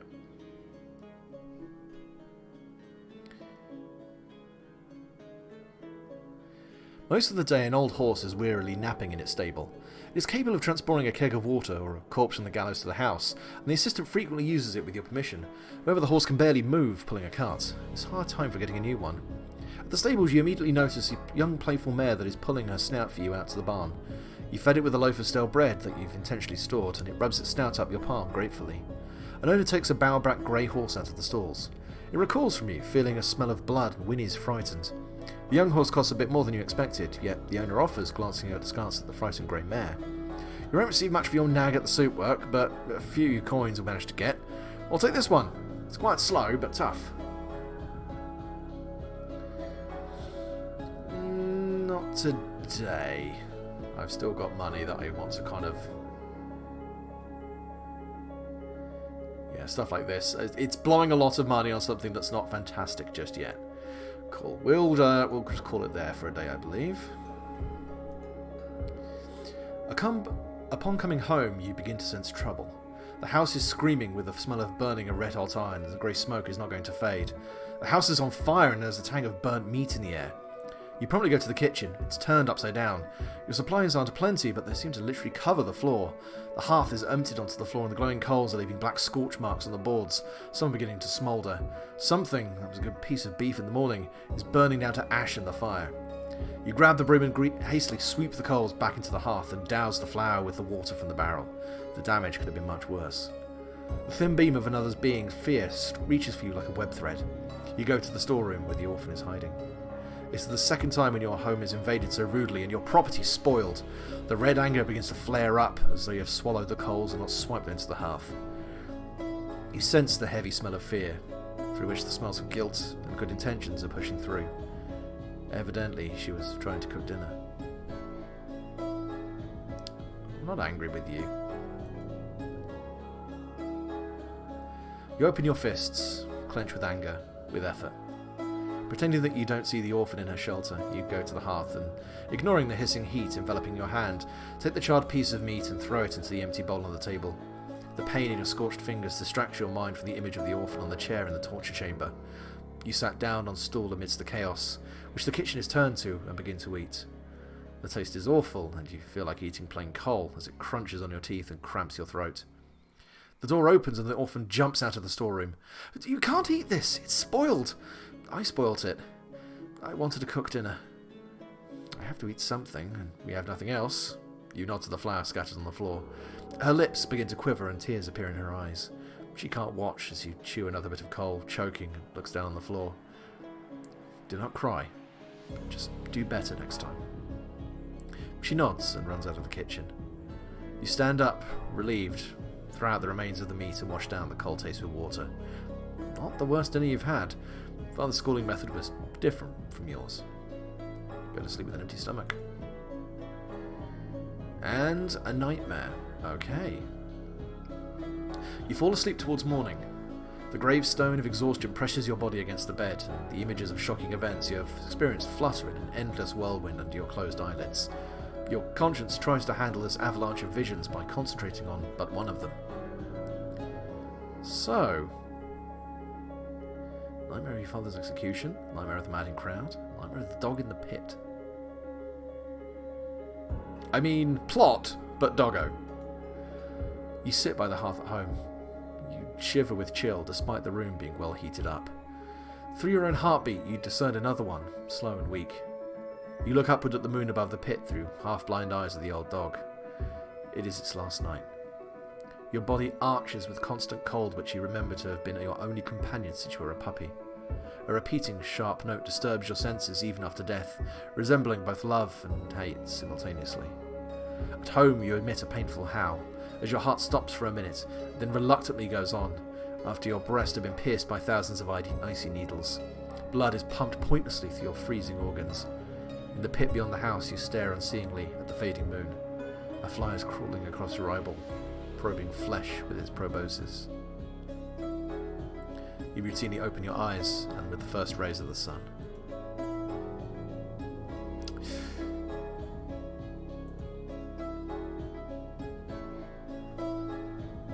This is a very good game. It has put me through the fucking emotional ringer.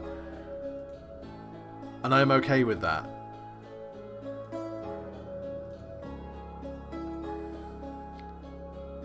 Let's see, what's the time? 5? I can go a little bit longer. Let's kick off. Day 6. The town gets grumpy, waking up as always in the mornings. However, today you can hear it not only sound around you but under your feet. Channels and caves under the town are silent. The wind is blowing derisively. You can feel a scent of people, blood and money on its breath. You know little about the city's life, especially the part that is hidden from the law. Your father knew. The most dangerous and influential criminals passed through his hands, and they spilled out everything to him before their death. But now the only remaining witness of their revelations is your assistant. Besides, the old man has survived on the fringes of society for many years. He agrees to whatever job he is offered to earn a coin or two. He ought to be familiar with the sort of people that tend to avoid the attention of the watch. You know that the assistant takes shelter in the church at the gates, at the city's lunatic asylum. As payment, he clears their cesspools, takes away garbage and bodies, and does other menial work. You have never been to this gloomy place, just outside the south gates, but you'll easily find the old man, thanks to the mouldy smell he spreads in his wake. Or you could just corner one of the attending monks and shake the directions from him. Let's go to the ruins, where shit's gonna get fucking eldritch. You walk in circles through the play quarter's bleak and drowsy streets for quite some time. Straight-running streets and short routes seem to be entirely out of fashion in these parts. Slouching shapes drag along this lacework of ant trails, hookers and thieves returning home from a hard night's work. Fishermen, water carriers, junkmen, stonemasons, woodcutters, and all kinds of the honest poor men are toiling to their workplaces. They flock to the main streets filled with the squeaking of wheelbarrows, carts, and cattle drivers' wooden boots. The streets yawn and shuffle sleepily in the faint light of the new day. You walk along, enclosed in a bubble of silence. People make way without even raising their sleepy eyes, and the few who are hesitant enough to find themselves too near your person hastily spit down and change the side of the street, lest your curse taint them. At last, having passed along another alleyway, where puddles never dry even in the hottest of days, fed by countless streams of slop, you enter a narrow rectangular square. Rectangular square? What? Leading to an inhospitably half-open gate. The day has already started and watchmen are yelling at a long line of pedestrians and carts trying to get into the city. There's a jam at the gates, but people hastily make way as you approach, afraid to be as much as touched by your shadow. The watchmen are quick to avert their eyes as you pass. Move, bitch! Get out the way! You leave the capital proper and turn into an old road running along the outside of the city wall. Dilapidated houses built upon each other like swallows' nests climb uphill, their uneven rows alternating with cattle yards and orchards. The presence of the city is weakened in their mosaic, and you sigh with relief, sighing ahead the grim wall of the church at the gates. A long and squat building resembling a wayside boulder is leaning against a modest temple, made of blocks of the same ash-coloured stone as the royal palace. Echoes of savage lunatic screams ring through the thick walls, reminding you of the bell room in your dungeon. If any sane people ever end up in this place, no doubt they will promptly succumb to insanity here. The wicket door is closed. You spend a minute or so pounding on the heavy wooden gates before an osteria opens. Seeing the visitor, the boy grips his broom handle in terror, but does not care to utter a word. My assistant lives here. Where is he? You ask, looking down upon him. The osteria gulps jerkily and points to a decrepit woodshed in the far corner of the flagstone-paved yard. Ravens are cawing hoarsely in the branches to an elm towering above the shed. You push the squeaky door and it takes you some time to spot, among heaps of planks, garbage and broken tools, a frail mat upon which the old man is cowering under a filthy and ragged blanket. Wake up, motherfucker! You kick a pitchfork propped against the wall nearby. It clangs heavily upon a stack of firewood. The old man flinches and rolls away, floundering panicky. At last he stands up with a groan. Oh, master, what do you need? He asks in a wheezing, sleepy voice. I need you, you flinch, smelling the thick odour of unwashed body filling the room, to find a criminal. The old man is not happy with the news, but cannot bring himself to contradict or ask again. He searches for his old tattered jacket and girds himself with a belt that looks suspiciously fine, while he were aware of the assistant's habit of cheating at dice, as well as the fact that he often has to sell his chance winnings to pay off his debts. Yawning, the old man puts on his wooden shoes, failing to fit his leg in at the first attempt. He sheaths his old razor-sharp knife and attaches it under his jacket. "Where are we going to look?" he asks obsequiously after he's done with his belt. "And who are we going to look for?" "Do you know the shepherd?" The assistant goggles his eyes in silent terror, then he whispers in a hoarse, feeble voice. "Are you going to look for the shepherd himself, master?" "I need to have a talk with him." The old man glances at the axe handle rising above your shoulder. "A talk indeed, but who am I to object? I don't really mingle with the likes of the shepherd, certainly, but there are some we can ask." Out of the box at the head of his cot, the assistant procures a metal tube rattling heavily with gunpowder, which he carefully hides in his bosom. Motherfucker's strapped, Jesus!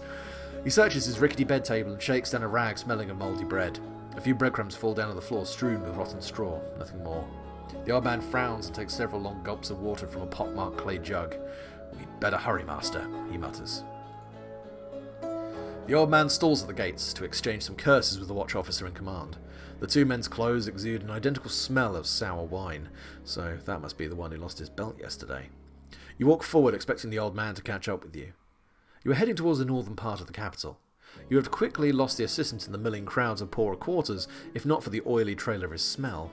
The old man hunches and slips among people and mules, never looking anyone in the face. He leans to the walls of broad streets and squares and looks around suspiciously near alleyways. While you are given a wide berth, your assistant is pushed out of the way with disgust. At some point you become tired of scaring about the ward, so you catch up with the old man and grab him by the shoulder. "Where are we going?" "To the old cemetery. There's a couple of people there. They know some..." The assistant looks around and continues in a whisper. "Who work for the shepherd?" You let go of his shoulder and move forward.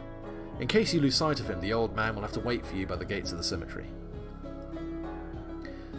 On your northbound way, not far from your own house, you cross the Plague Canal, a fetid stream that separates the southern districts from the rich, decent and clean centre of the capital.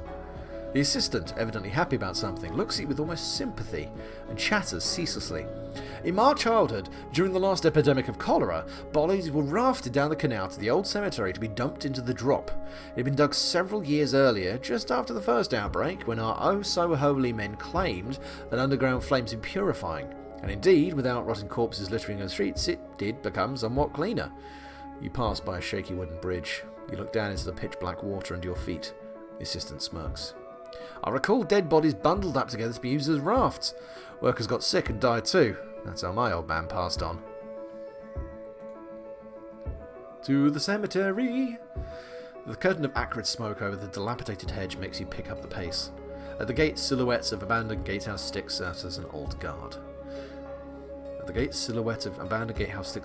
Yep, I read that correctly, just didn't make any sense. The flame of the drop flashes brightly at the end of the main alley. A curtain of pungent smoke over the half-ruined fence of the old cemetery makes you hasten your steps. As you near the gates and a lopsided silhouette of the old guardhouse appears, you catch up with a man handling a cart, slowly drawn by a fat pinto.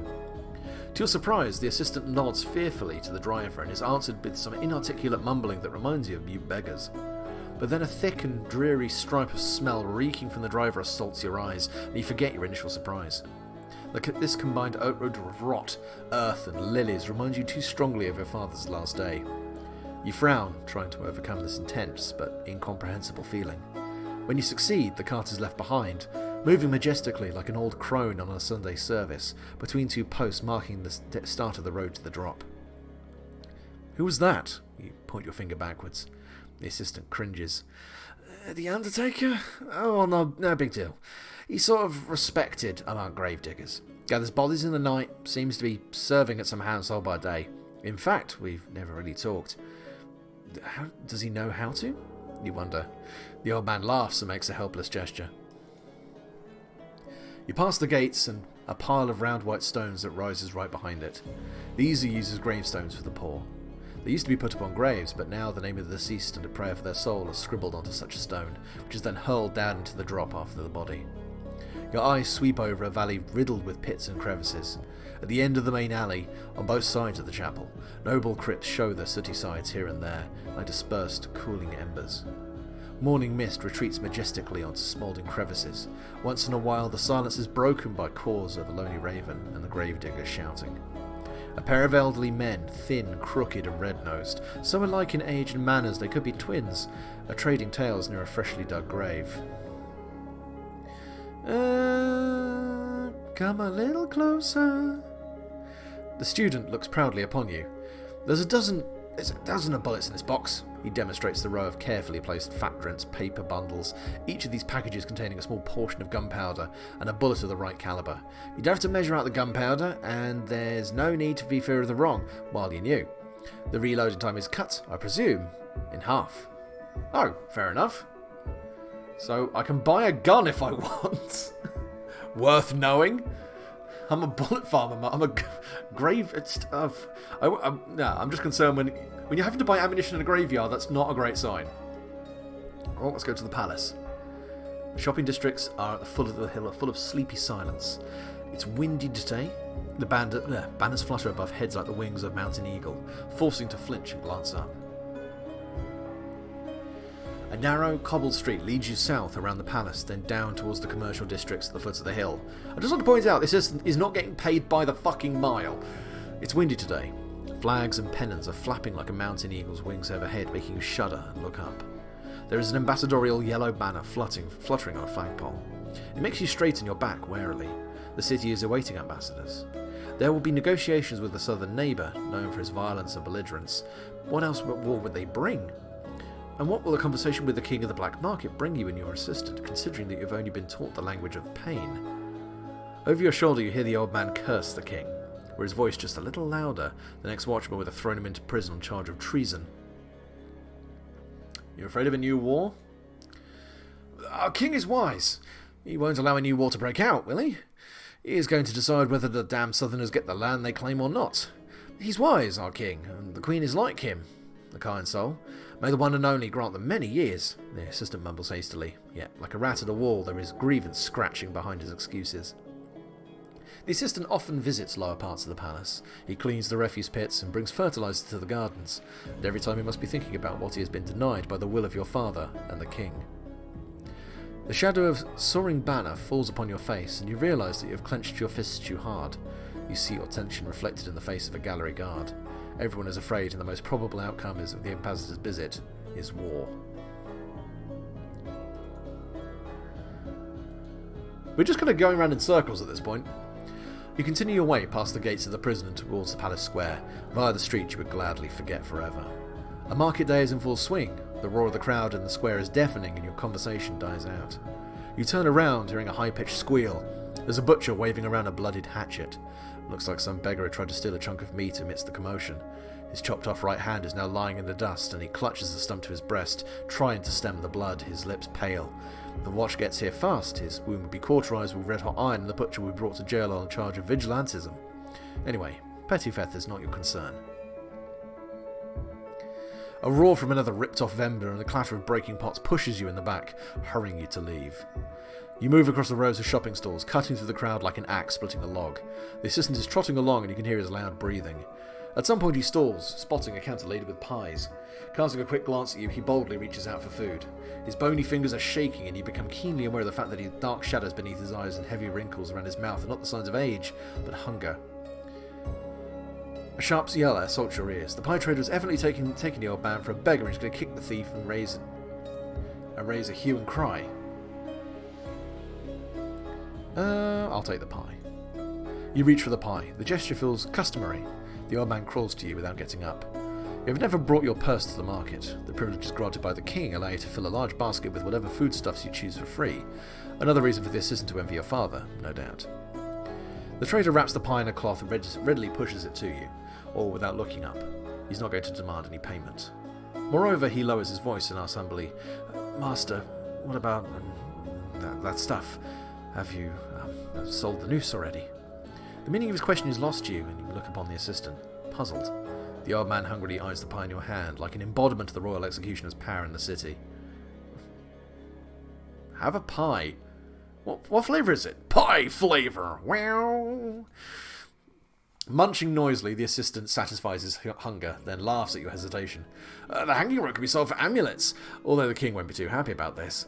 This is all just a superstition, but townfolk are always on the lookout for some lucky charm or a remedy for their barren wives, so gallows grass can bring a lot of coin. He smacks his lips and his eyes glare avidly. You think aloud, what if you tried to sell a common rope as that one? The old man instantly loses his good humour and starts to swear. That's an affront to tradition. There had been someone who bought a common rope instead of a noose, and what came of it? One of them was stoned to death. One shouldn't fool the common folk. You shrug and go away. The old man stalls.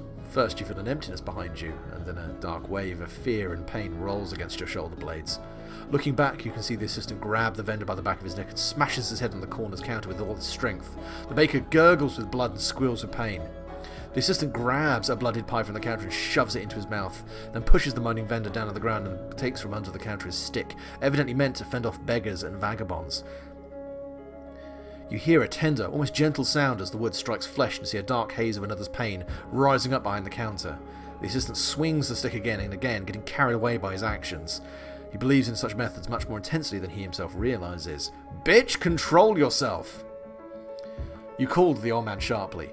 He shrinks and lets go of the vendor, who tries to stand up, crying while the assistant turns to you. I had to give him a lesson, master. He's grown too bold. The assistant shows you an ingratiating smile. Satisfaction and joy are smouldering in his eyes, but his voice carries notes of regret. If not for your call, he wouldn't have stopped for a long time. Would the trader have survived then? Should you do such a thing before my eyes once again, you'll get the same treatment as your victim. You are not threatening him, just describing matter-of-factly the things you can't do today, while you need the old man in your search. The assistant freezes in place and the stench of his sweat and urine becomes stronger. The reason you can do to him whatever you want has evidently rekindled in him. Giving him no time to come to his senses, you nod towards the street leading to the Angel's Chapel. As hard as you wish to punish the old man now, there are pressing matters of greater importance. In the arms of an angel.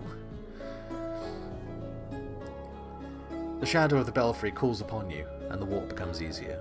The assistant crosses himself half-heartedly without even a glance at the pair of marble angel wings above the entry portal. Do you believe in the one and only? You ask the old man. He shrugs in response. Sure I do. Everyone does. I'm a heretic. Step carefully in the alleys behind taverns and wine cellars, emitting stenches of urine and vomit. Yet even locals, drunks and gaunt workers superstitiously spit on the ground and threaten your shadow with fists. I just get shit from everyone. Good God. For a long time, you keep walking in loops throughout the valleys of stinking urine and vomit. At last, the assistant waves his arm and whispers loudly, There he is, master! There he comes, the staggering rascal! You spot ahead a tall and lanky youth. For the amount of wine he must have imbibed, judging by the stench of his clothes, he's moving his feet with remarkable finesse. His clothes, though stained with dirt and spilled wine, are of too high quality for a dweller of the southern quarters. You discern the delicate aroma of fine leather and bleached linen. The assistant giggles excitedly. You ignore him, examining the lad, then nod. Call him, but be polite. The old man hunches and sneaks ahead, clumsily but silently. He catches up with the drunken youth, who is towering 2 heads above him. Jumping forward like a hungry rat, the assistant holds his knife against the lad's narrow back and gently asks, How are you today, master, and your cronies? You in a hurry to see the pit fights? Would you kindly point me to the entrance to the arena, insomuch as I have a message to deliver to the shepherd? You're about to kick the assistant out of his way, when the youth turns around abruptly. The old man as swiftly stabs him in the side is thrown aside by a heavy punch. The knife clangs on the cobblestones, while the youth's jacket and shirt begin to turn red. He steps towards your assistant. What does a wretch like you want from him? You realise the old man is going to be beaten hard. Call him nicely. The old man hunches and sneaks ahead. Oh no, fair enough. We got a double for some reason. 2 long paces bring you behind the young man's back. It is I who need the shepherd. Where can I find him? The lad turns around, tosses his head up and shudders. Maybe I wake him in the drop. The executioner himself.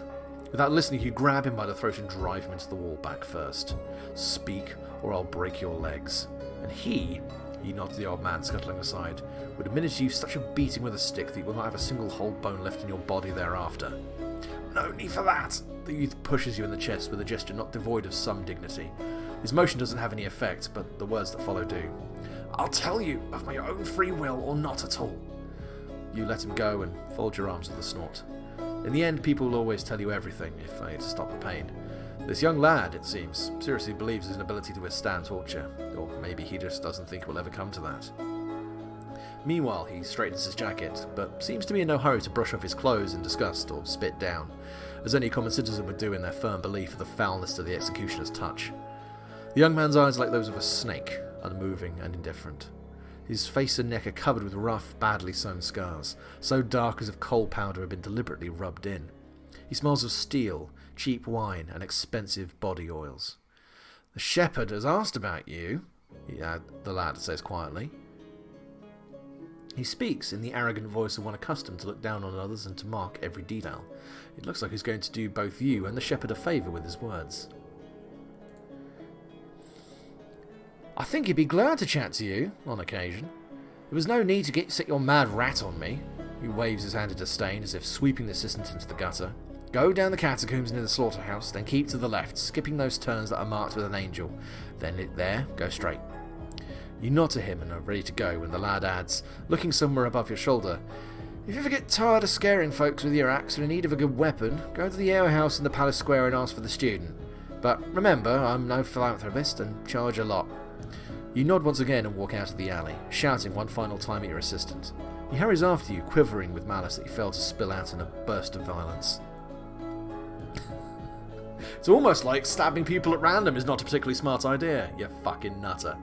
The ruined portal of a once beautiful white stone building hides an ivy-covered gap in the centre of the courtyard and stairs leading into darkness. You descend into the darkness under the city, treading carefully on worn and slippery steps. The assistant dogs your footsteps, mumbling something, but you pay no heed to him, listening intently and smelling the ancient stones beneath your feet. There's hollows beneath some of the steps, as the soles of your boots relate to you.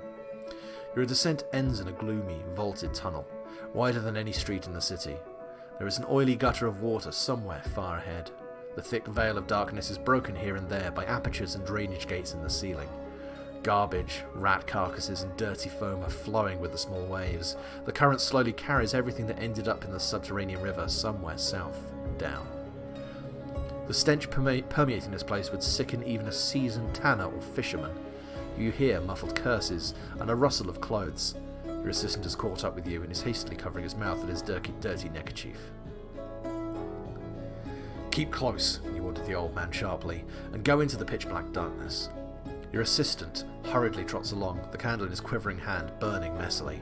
You have no reason to object. Candle soot smells better than anything else within these ancient dungeons. You go down the channel for a long time. The assistant squints weak-sightedly, mutters curses and flinches at every sound. You know that you're alone here, yet there's always the unbearable wish to look back and peer closer, as quiet splashes of water outline hollows, some flooded, others filled with stone or closed with heavy iron gates. Are these natural caves, or man-made pathways leading to unknown destinations, which could be opened at any moment? Or maybe they hide carefully laid traps. Unfamiliar sounds awaken the sense of danger and make you keep away from the water. Angels drawn in chalk on the vaulted ceiling silently guide you on your way to the centre of the catacombs. After your third turn, you find the promised hollow with its portcullis raised open, revealing a narrow and winding path beyond. You stop in the narrow passage and motion the mumbling assistant to freeze. Someone has heard you. You sense the silence, dank and uneasy. Assume a sweetish overtone of danger. There are people hiding in one of the doorways ahead. They smell of metal and wood, and also of torch wax, but their torches remain unlit while your assistant's candlelight is fluttering in the draught of the passage. You don't expect any of the shepherd's people to be able to see in the dark, but you and your assistant are brightly illuminated. "You come to the arena. You pay the entrance fee," sounds a husky voice from around the corner. The assistant shivers and leans closer to you. 10 coins each, adds the voice. I have a feeling that trying to murder these people, not a great idea if we're about to go into the arena, so it's 20 coin, that's fine. 50? Excuse me? "I'm ready to pay," you say, lowering your hand upon the clinking purse. The brigands seem to relax, an iron-bound club clangs against the floor. There is some shuffling of feet. A splinter of kindling is lit, unbearably bright in the Stygian darkness. "The executioner himself! Shepherd will be happy to see you at last. Come in, don't make the shepherd wait. continues the brigand, but you must go alone. Go back, you tell the assistant quietly. The old man whines thankfully. Call the watch if I don't return. Oh, sure, master, your will is my command. The old man answers in a whistling whisper and hurries away. You don't hear much confidence in his voice, but you have no choice. Let's hope the sergeant won't cavillate your choice for the messenger. When the assistant's footsteps recede in the depths of the tunnels, you turn around the corner. 4 thuggish men wait way for you, while the 5th shakes the leather bag meaningfully. You drop a handful of silver coins in there. One more guard is visible nearby. He removes his hand from a lever, which apparently lowers the great gate in case of danger. Pleasure to do business with a polite man. The same husky-voiced man, short, dark, wiry, and very dangerous, bows and sneers. Please, master, come along. To the arena! You find yourself in a vast, underground hall covered with a cyclopic arching dome. The floor descends in tiers, like some ancient amphitheatre. The place is filled with dampness that circles of fuming bonfires and powerless to drive off. Their smoke rises to mix with shadows that hide a troubling, metallic smell. Stone walls are riddled with murals. Your eye catches a rude depiction of crossed sword and torch, with the inscription below saying, "By fire and iron." Above this emblem, there is a flock of angels with the ecclesiastical motto, "I guard peace." In the ancient tongue, the hall is full of people. Some are asleep, huddled on filthy bedrolls around the bonfires.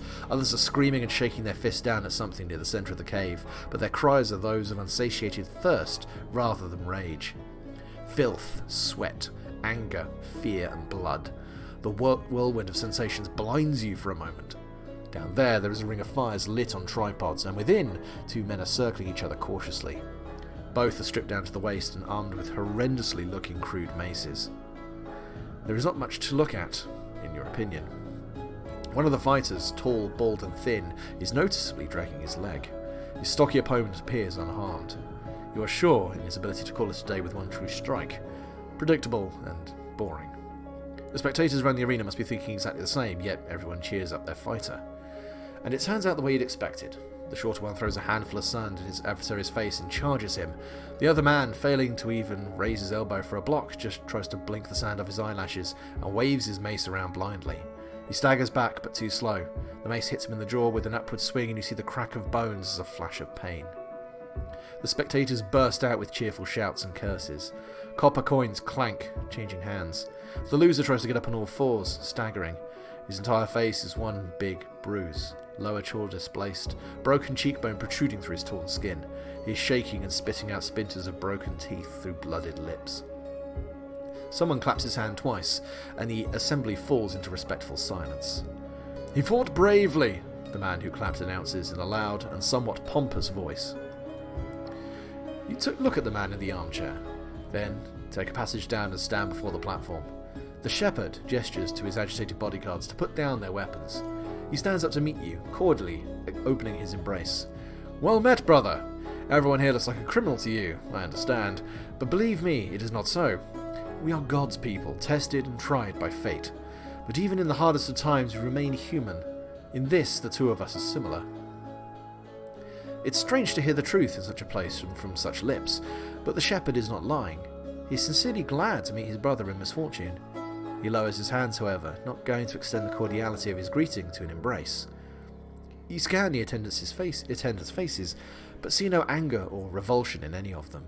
The shepherd's flock obediently accepts the one whom their master commands them to. Come forth and we'll talk, invites the shepherd. You've been searching for me, so you must be here out of necessity. I came for the gamekeeper's brother. I have come for the poacher.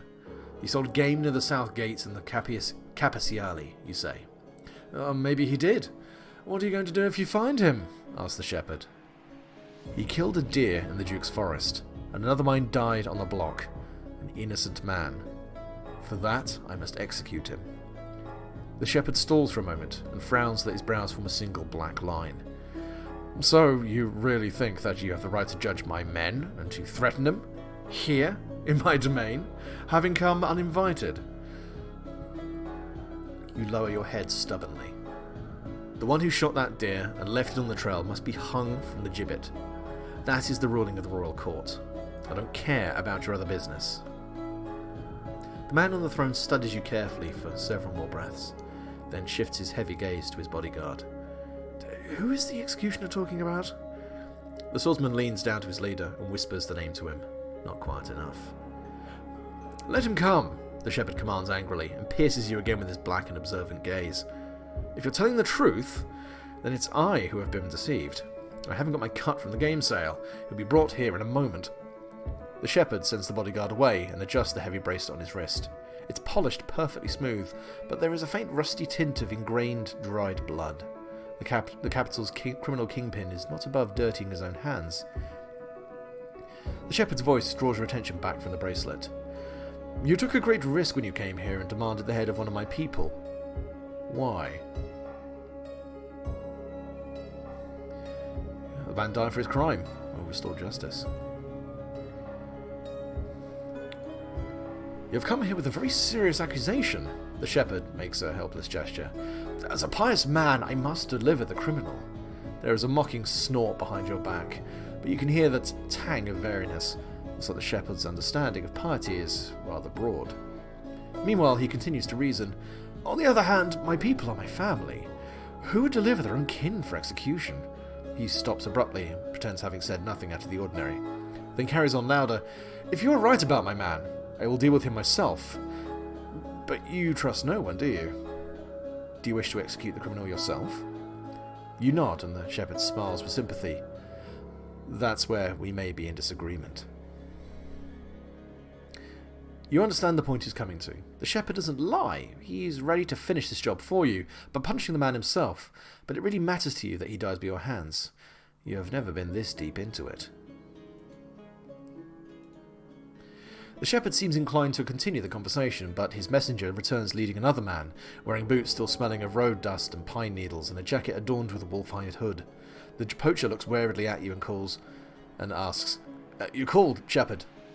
I called, brother, answers the ringleader. This man here claims you are guilty of another's death. You took game from the Duke's forest, and the local gamekeeper has been executed in your stead. You haven't said any of this, but the shepherd is well informed. The poacher contorts his mouth into a gap-toothed smile, nervous and surprised. I haven't heard anything stranger than this.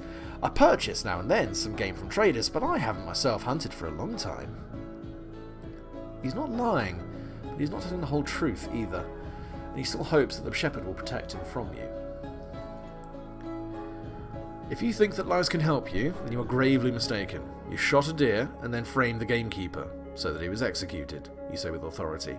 But the poacher shakes his head in denial. If that's how the things stand, the shepherd makes a helpless gesture, there is always divine justice to turn to. May God decide whose side the truth is on. Judging by the poacher's fearful sigh, this is not a proposal, but an order. Divine justice! Which I've got a feeling is going to be just hitting him in the face with my axe until he falls over and bleeds to death. The shepherd explains the rules, standing on the sand of the arena between you and the poacher. Each of the duelists defends his truth. God sees it and grants victory to him whose truth is stronger. For this fight, you'll be provided with swords or spears. He looks at you. You'll have to put away your weapon. Do not worry, it will be safe with me. You clench your axe hard, then place it on the platform near the armchair. The poacher smiles, playing with his short and narrow-bladed knife, of the kind that must come in handy for skinning rabbits and squirrels. I'm glad that you've proposed it, shepherd. Now we'll have an honest fight, he says slowly. Waves of self-confidence and fear radiate from him.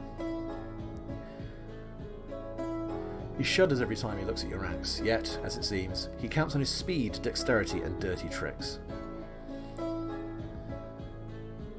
The shepherd's henchmen bring forth the dueling weapons.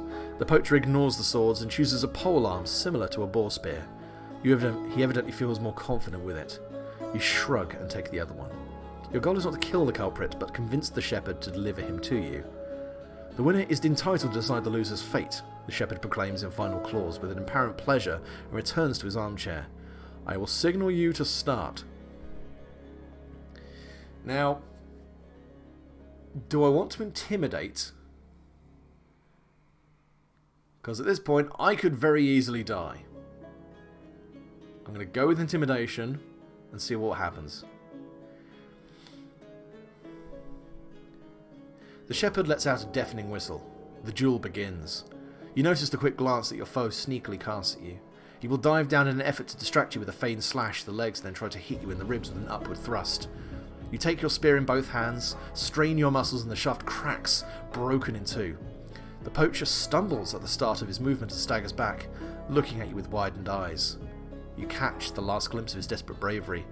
Now he's going to stab you in the side. Come on, your neck will be next.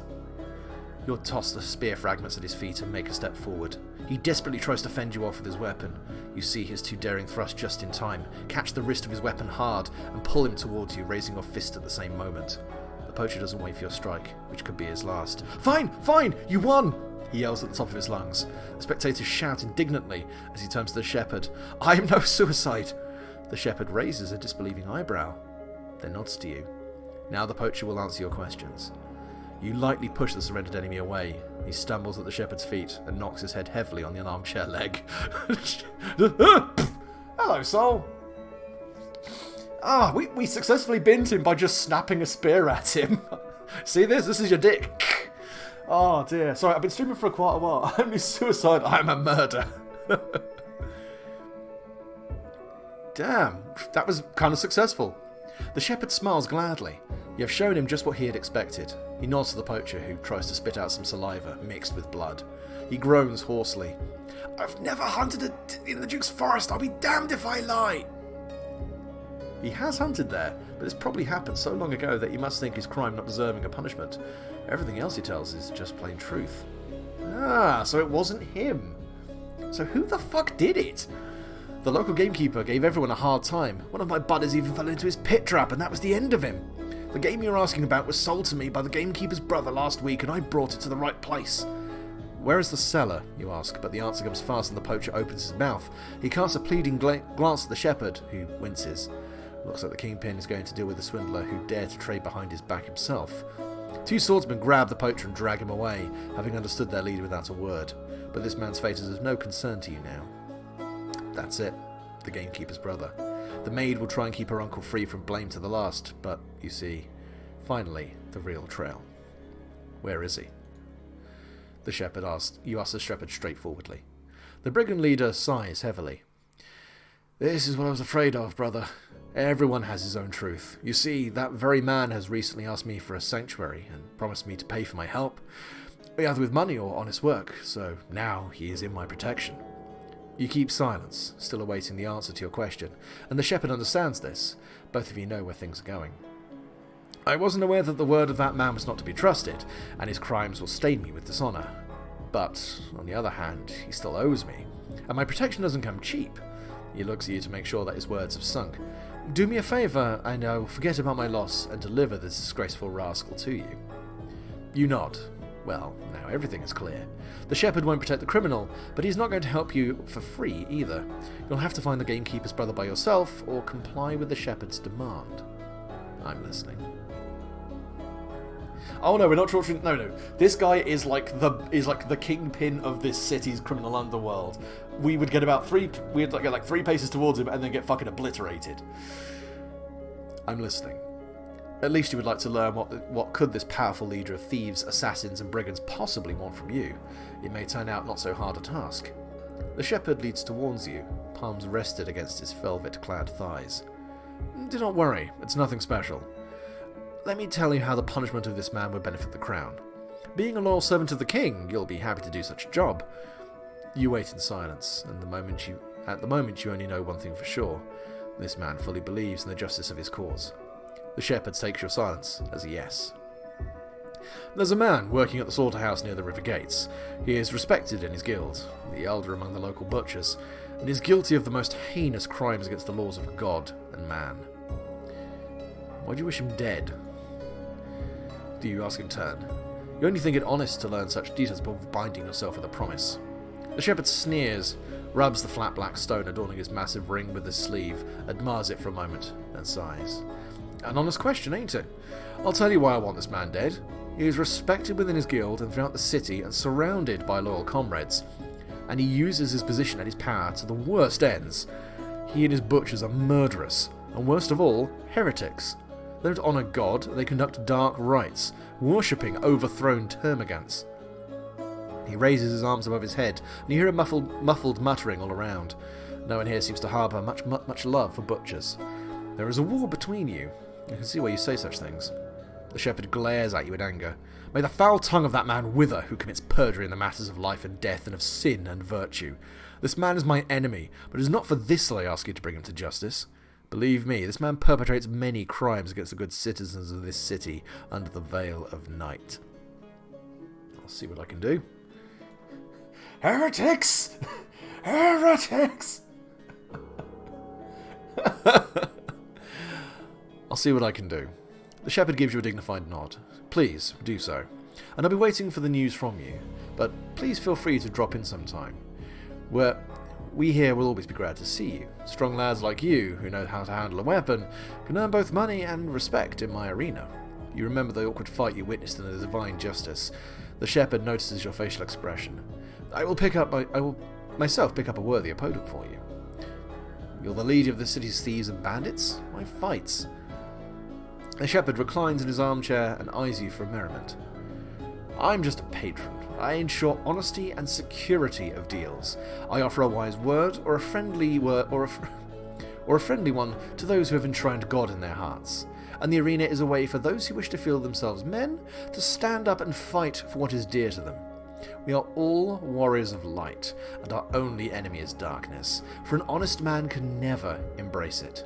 And, well, some are willing to pay those honourable warriors for their show of valour. No one is forced to do it. Fucking suspicious. The assistant has been waiting for you near the exit from the catacombs with glinting eyes. So, he asks hastily, did everything go well? How many did you kill, master? Fucking hell, mate. Hands up your pants. I spoke to the shepherd, you answer reluctantly, digressing from your thoughts. He has no questions to ask me, so why should we quarrel? The old man's face is distorted with disbelief as he reaches for your sleeve ingratiatingly. But they are all brigands and killers down there. They should be hanged together. I'm not going to get fucking involved. You walk away from the catacombs in silence. The assistant curses the shepherd and his cutthroats behind your back for some time. Then he catches up with you in a hurry, wheezing and coughing, too much afraid of the possibility of meeting the shepherd's men alone to carry on with his cursing. All the way back from the catacombs you feel his scratching glances, but he doesn't try to start a conversation again. To the map, to the map. All the locations in a box on the left in the map. Back to the ruins. You and the assistant walk along the streets wet from the rain, stepping over the muddy streams and piles of sewage, which haven't yet been collected by nightmen who are a rare sight in these quarters. The old man walks the horse whom he did take out from the farrier on your way. After one more turn, the streets turn into a little circular plaza. There is no one here. The doors of 3 houses whose sides are adjoined are locked tight. You just have to cross the plaza and go up the narrow stairs between the houses to the road to burnt quarters, when a little bald man, draped in tatters, wheezes from an alley between the locked store and the stone warehouse. His eyes are white, his pupils are like dots, his torn to pieces clothes flap in the wind, but you hear the metal, hidden in cloth, a moment before it flashes in the sun.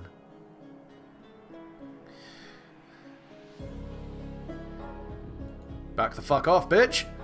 You don't wait for the motion to start. You jump aside, pushing the assistant, and raise your hand to the shoulder to take the action of the strap. But the man doesn't rush after you. He falls down on his knees and whispers something rapturously with a face risen to the skies. You don't hear the fear in his voice. There's only insane rapture which makes you cold. You don't get the words as though they were crumpled into the crimson-brown lumps similar to a cut-off tongue. The assistant swears in terror nearby, but you understand that death has just passed by, exposing you to his damped underground coldness, and closed his fingers on the man opposite you. While still moving and whispering fervently, he's already dead, even before he stuck the knife in his throat and he yanked the blade aside with both hands. The fountain of blood from the ruptured arteria misses you by a small margin. You see tiny wriggling bodies in the bulging eyes. It must be worms or lava, but you've never seen the likes of it. Next moment, the body collapses in agony in the dust before you. It's the fucking Suicide Squad! I'll make you cold, mate! Swear on me mum! That was exceedingly weird, Sol, yes. You can still see the decay-painted track across the plaza and into the narrow streets. It's melting and mixing with the stench of the alley where the madman rushed from. The plaza is empty. No shutter is opened upon hearing the screams, and no steps are heard from around the corner. The sounds of the city are coming from far away, as if you were standing at the bottom of a well. None of the citizens could even guess about the murder committed nearby. No one saw the deranged man who jumped you. There was a strange sound above the plaza, as if the bell rang soundlessly and the echo reflects from the walls and roofs, rising to the sky. You hear it with all your body and not with your ears. Put him on the horse. We'll look at him later. Put him on the horse. Fast. Let's get out of here. You order the swearing and hiccuping. It's like... Jesus fucking Christ. I don't need this shit in my life. Oh dear. Right. The assistant stops in the middle of the muddle with a word, nods hastily and gets himself busy with the body. He throws his old jacket over its shoulders and head and pulls towards the horse. You look upon the assistant, vain attempts to get the body over the horse croup for some time. At last you get the body up by yourself, put it onto horseback and cover it with a blanket. You have to hold the corpse all the way home, but you won't leave the madman here. Yeah, you know what? Science, motherfucker! Shall I use this body for the experiment? You mutter this question aloud amidst the silence of your cellar, and distantly feel a twinge of doubt. This man had apparently been ill long before his strange demise. You saw for yourself those tiny squirming bodies in his wide-open eyes when the madman lunged at you. One of his internal organs are honeycombed with tunnels burrowed by worms. Something pushed this person beyond the rim of madness. Perhaps he had suffered from this disease, from parasite infection for a long time already. According to the surgeon, in order to replicate the experiment, you must wash the body carefully and wrap it in a clean cloth, letting no flies inside, but you are not sure you can even wash it so clean. You'll have to find another body for the experiment, and this one, with luck, can still be sold. Hey! Right, well, now it's time to, chill. At the very least, I can buzz straight up to the slaughterhouse and dump this. Oh yeah, like, the guy has clearly got, like, the eyeball, botfly, brain parasites. Here you go, mate. Have a corpse. The assistant swears gloomily and quietly. He does not like the slaughterhouse or its owner. Sometimes you can understand his feelings. The city is quiet, and you pass the bridge to the echo of the horseshoes along the cobbled road to the slaughter. The inn quickly carries its dark waters. There we go. I believe we've already read that bit before.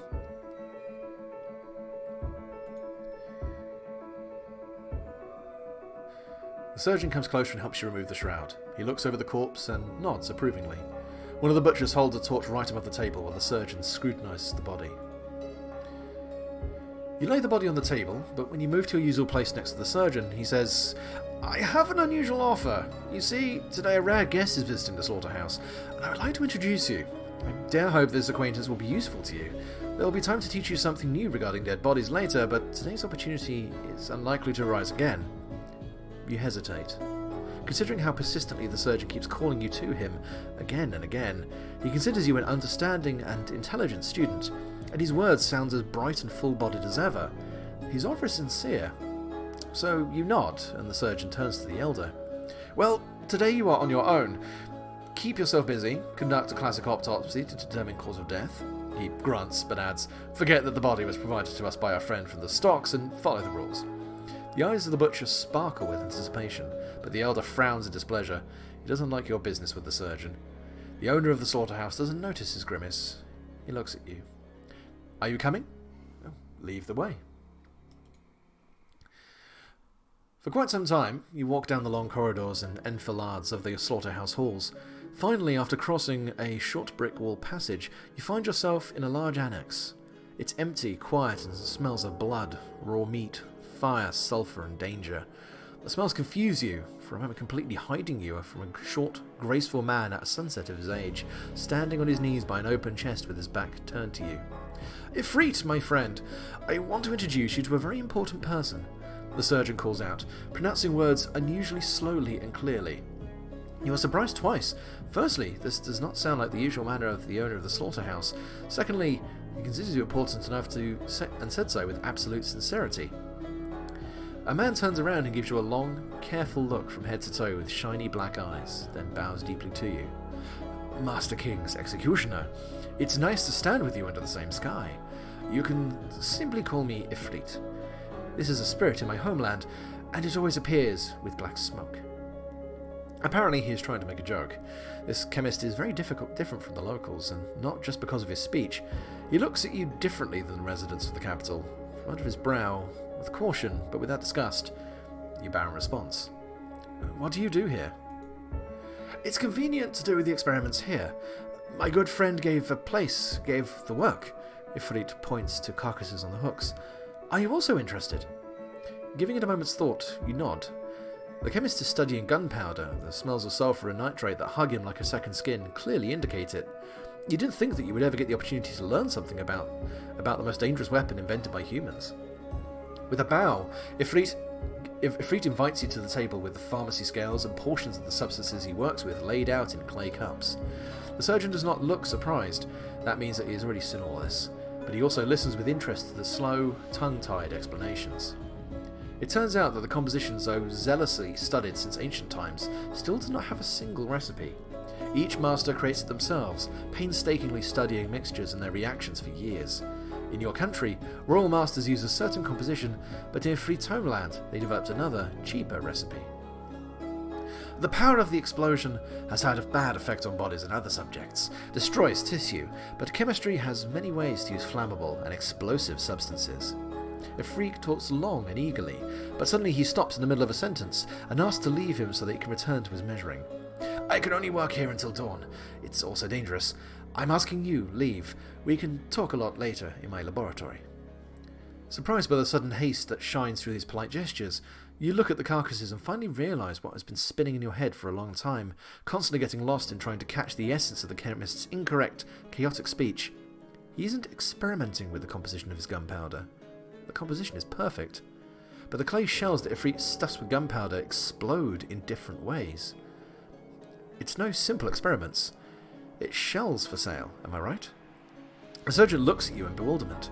The small chemist blabbering becomes even more confused and hasty than before. Nobody breaks the law. You can make gunpowder itself. It's a lie. He needs money, and bombs are very expensive, and he knows who to sell them to. This is none of my business. The foreigner with poor English who is making explosives. I don't know if this is a stereotype. You silently look at Ifrit, and he mumbles more and more quietly until, finally, he is completely silent. This is none of my business, you say then. Those bombs are a formidable and powerful weapon, as you have witnessed today, but as long as they're not in the hands of your foes, they do not scare you. The doctor says, perplexed, Please, we are all colleagues here, scientists, and we are all engaging in scientific research, not... I'm not accusing him, you interrupt him. On the contrary. The question is obvious in the surgeon's eyes. Why, in this case, he spoke about bombs, but he restrains himself. On Ifrit's face, you can clearly see desire to continue this conversation later, in his laboratory. The surgeon looks at you doubtfully. Well, by the way, it really is late. I will accompany you. Come on. When you get outside, the surgeon speaks slowly and convincingly. Listen, my friend. You bring me corpses, which, by law, I have no right to touch. My colleague is experimenting with gunpowder. We are concerned about scientific issues. They have little to do with politics or religion. You hesitate, but still voice the thoughts spinning in your head. In a torture chamber, that wouldn't matter. The surgeon starts, halts, and looks into your eyes earnestly for a long time before answering. I am a person of exact knowledge. When something happens within the walls of the slaughterhouse, I am responsible for everything.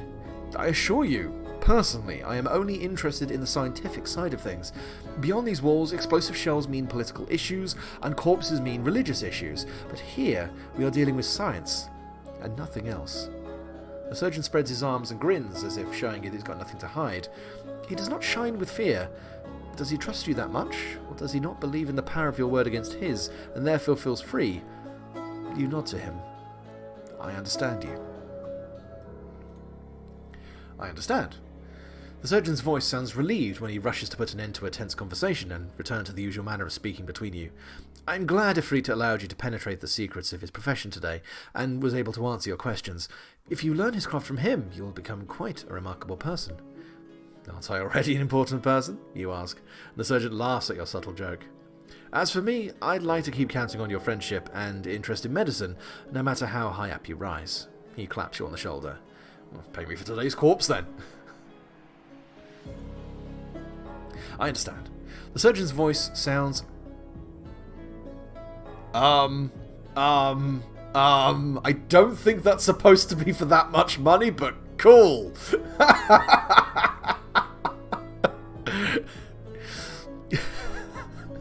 Yeah, I was going to say, we're rich. Let's fucking retire.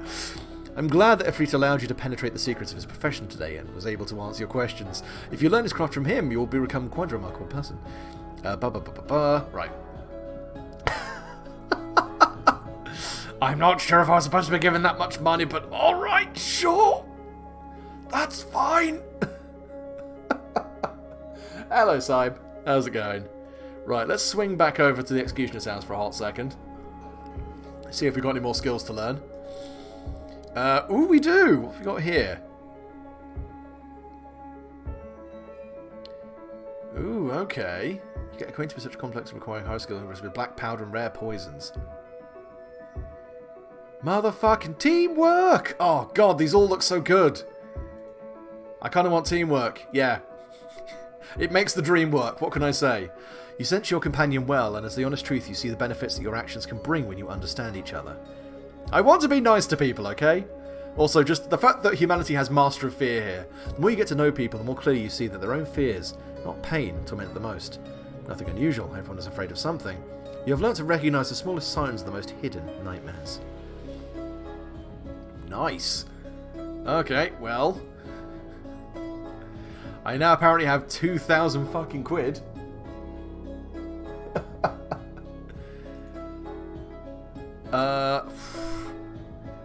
So, I mean, I can... That's got to not be what I'm supposed to... the amount I'm supposed to get, but... I mean... Okay. So what we're going to do is we're going to keep this as a reminder about the family. And then we're going to get ourselves some water barrels as well.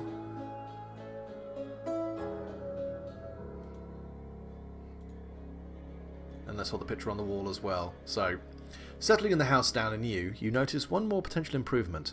Father had always been afraid of drafts, that's why there are no windows in his room. It's warm here at night, but also stuffy. As long as you remember yourself, there was always your grandfather's portrait hanging on the opposite wall. You know that he partook in a war with heathens and was almost executed when he was caught marauding. The king took his bravery into accord and replaced execution with the executioner title. Father considered grandfather the true hero. On another wall there is a place for a second painting. There is even the nail hole. Grandmother's painting hung there too. Father had never told you about his mother, and you never had the resolve to ask. The sense of fear and hatred was too intense, and the moments where something reminded him of fear, of her. The portrait is not a pretty sight. Paints have darkened, and the carved wooden frame has cracked. Maybe it's time to renew the picture. There always is some street artist ready to take any job at the market. On the other hand, the old portrait takes a lot of space. There surely was a window in Father's bedroom, but it was boarded and the picture was hung over new boards. The summer is hot and you sleep poorly because of stuffiness. Maybe you should throw out the blackened canvas and restore the window. You have never known grandfather, as he died long before your birth. What's the import in keeping old garbage? A ragman will surely find a better use for it. Now for this, I feel like renewing the picture is probably better for sanity, so... Absolutely! Well, to be fair, sorry, but you're gonna missed it, but we did technically marry a 7-year-old who was accused of witchcraft. Because this game's weird. I mean, technically I've just adopted her. I haven't, married. But, yeah, you know. Oh, this game is strange. Yes. So, actually, let me just go back and... So, where is it? Character. Right, so here... Right to mercy. An ancient law says a criminal sentenced to execution can save herself if she voluntarily agrees to become the wife of her executioner. The king has remembered and approved this law for you. This basically gave me an out because the original situation had been this girl was accused of witchcraft and the murder of her parents. However, I basically mentally cracked trying to go through the interrogation. So I decided to not and forestall it. And when it got to the execution, I actually had the little thing pop up going, yeah, you can actually, yeah. Not in a creep... Okay, I have married the 7-year-old not in a creepy way. Just to make that absolutely clear. But, yeah, it's yeah. Getting some weird fucking vibes. Free wife, nice. Well, technically, I was thinking well, the thing is... where is it? Character. Normally it would be here, but for some reason both the dog and the orphan are not here, so... Technically, I'm still fucking alone. Right. Let's just grab...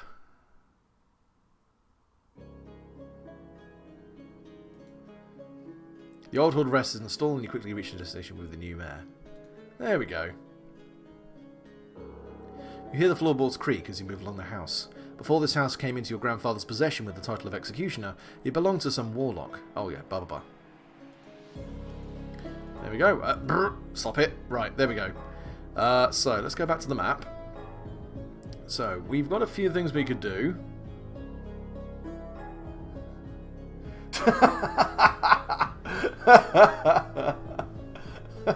Fuck you, Sol. So, I mean, we've got shitloads of cash, so I don't think I really need to go to the Plague Lake. Got the old cemetery. Or we could go to the... I mean, to be fair, let's go to the Palace Square. Let's see, we got laudanum, patch of invigorative herbs, bandages, all of which I already have. Blacksmith. Let's get the axe sorted out. I want to make notches like Father did. You trace the row of notches with your finger familiarly. 2 dozen notches, 2 dozen of the father's victims, and hand the axe to the blacksmith. Could you mark his line with initials? I will do the initials if you will get me the picture. I ain't literate. And I will shave a stripe off of the jack plane for you to make your marks. They'll nods differently. The smith... Oh, yeah, there we go. Kill counter. That got me sanity. What the fuck? How's life? Women are superstitious like cats are hairy. Fair enough.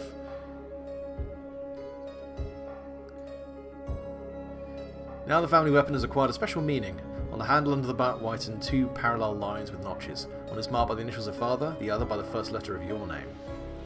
Use force plus 25, use weapon plus 30. Damn! That's fucking tasty. So just looking at this as well, seeing it's like maxed health, cozy bed, granddad's portrait, grandmother's room, mental resonance plus 2. Okay, so I believe that's how much sanity I recuperate per night. And got some even more free time. Excellent. Right. Well, we're doing fairly okay. I'm probably actually going to end the stream after I do this stats tracks.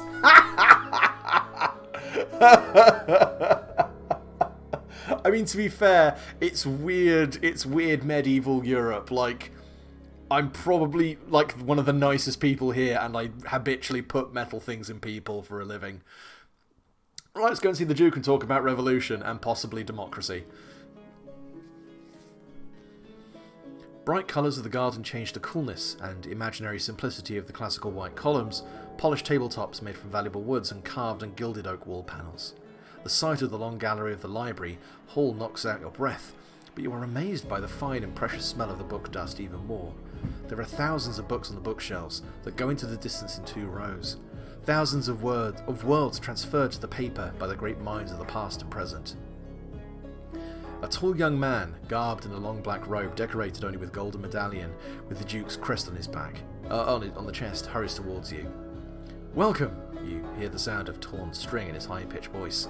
You see the sincere gladness to share the joy of staying amongst the greatest books of the kingdom in the librarian's face, if only you weren't the executioner. He swiftly covers his mouth with a hand, wearing the Count's signet ring, when the echo of his too loud and nervous exclamation begins to whirl under the glazed dome. The librarian hastens to catch up with you. There's a pen and thin book in his hand. He's excellently ordered me to follow you everywhere in person. He mumbles too fast and not very articulate. He likes to say that every book is like a key to the path to treasure of new... He likes to say that every book is like a key to the path to treasure of new knowledge. They are able to make your mind great. That's why some of them frighten weak-minded people so much, and that's why some of them are to be guarded from those who wish to destroy the rarest sources of wisdom, to ban the knowledge itself. He sweeps bookcases around with a wide gesture. A whole new world! A new fantastic point of view!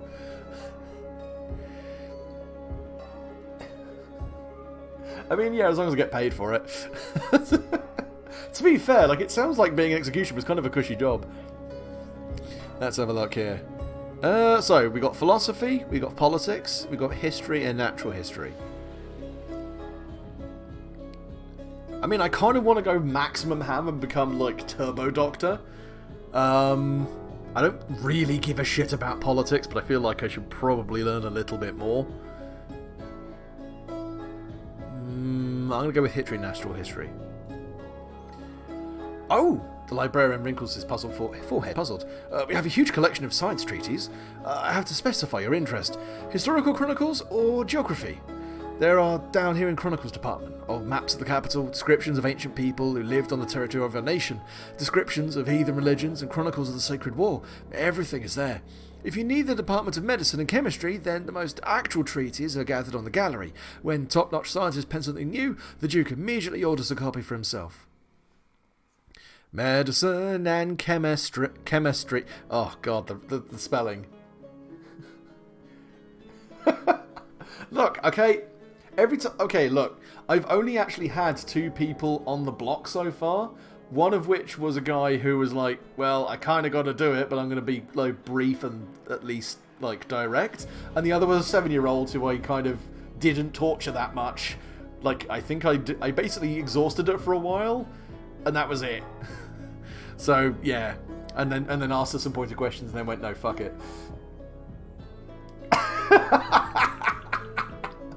Giving me shit, you cheeky fucker. What's the age of consent in Germany again? Let me ask. Oh, Maximum Worldview. The book, which was mentioned by the surgeon, describes the fundamentals of the scientific method through the radical doubt. Scientists must not take everything that he knows already by his experience or through other people's words for granted. By doubting something, one gains the ability to test his beliefs, to cast those aside, which scientific method deemed wrong, and accept those which are confirmed by newly acquired facts. The book leaves a heavy impression. As you were growing as a special kid and took much faith on Father, in case you will doubt everything you got for him, will the foundation of your identity remain intact? But you have begun to doubt some truths you thought unquestionable. You see, like, I'm confused as to why it keep. That's not my money, that's my time. Money. Also money. Time, I guess time is money. Tortured for a bit then, mates. Fuck the lot of you. Right, we're going to do some doctor work. Right.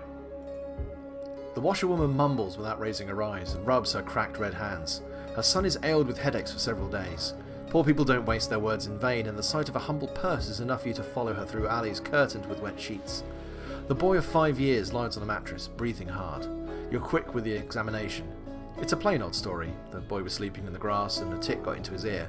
You heat an oil on a candle and ask the mother to hold the boy.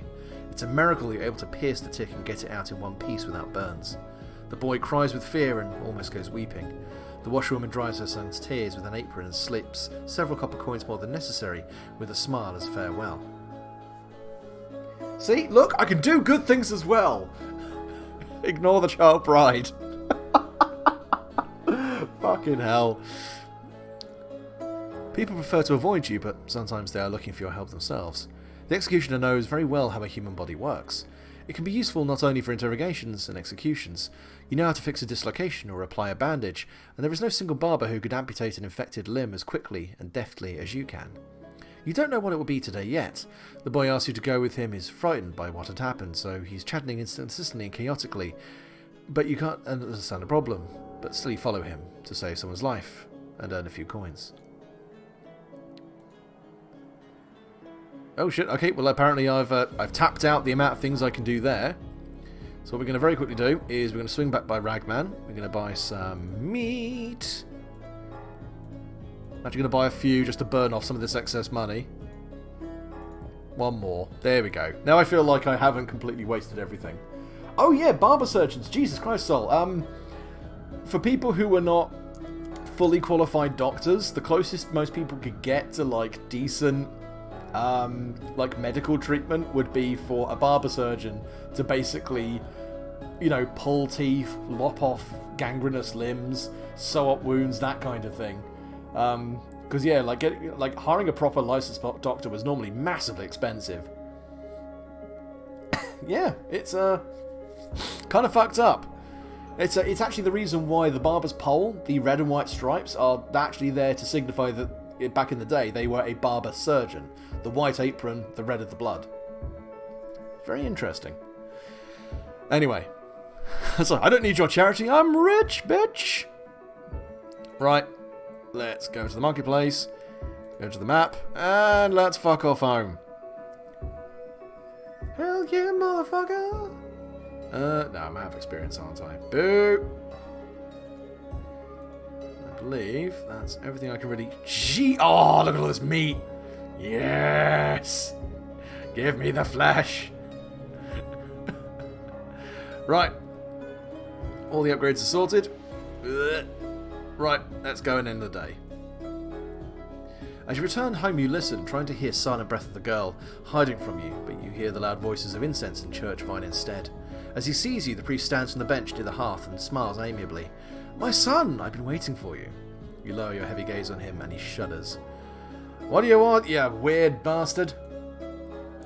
"What must I say to make you go away?" you ask abruptly, hoping for a similarly abrupt answer. "Where is the child?" the priest asks after catching his breath and returning a smile on his face. Thin wrinkles run from his mouth. "How are you two living together?" You shrug your shoulders. I won't tell him about the burnt meat. I treasure softness which persists deep inside the seemingly hardened man. You clearly care about this lost soul. You silently change the burned-out candle in the candelabra. The unsubstantial rustle in the storeroom behind the wall tells you about the orphan's hiding place. "But I worry still," the Reverend stretches his hand to you, beckoning to listen, "as I know of the cases when orphans robbed and murdered adopted parents under the cover of night. If God is not going to do a miracle, men with crippled soul are in need of the long treatment, peace and care. Ordinary life is not for them, and your life does not even count for being one." You don't understand. "Have you been talking about the orphan, or you?" "Is that all you wish to tell me, Reverend?" The priest sighs. "You should at least think about turning her over to the monastery. It doesn't matter which soul you are caring about more, hers or yours. If not the cleansing bonfire, then the house of God will help where a man cannot do." "Go to fuck!" The priest goes away, saying with lowered voice from the porch, "You haven't confirmed your marriage, have you?" As you look upon him with perplexity, he tells you with confidence, "I'm afraid that this girl cannot be the wife in all the meanings of this word. She's too young. It may be unknown to the one who has grown without mother, but girls become women when they can give birth and drop the first blood. Before then, she's just a child and can be harmed by carrying out marital duties." Excuse me for a second while I break your fucking face! You place your hand upon the priest's face and push him aside. He flies off to the door and slides down, grabbing the doorpost. "It's my resolution. If you don't respect it, get lost." The priest backs from you. You go to the porch and hastily retreats to the gates. "By persisting in your pride," he yells, "you will call an even bigger devil." You grin and he bolts through the gates. You hear the rustling behind the window. The smell of triumph is coming out of there in this cloud of vengeful happiness. You feel yourself like a fortress's champion for a while.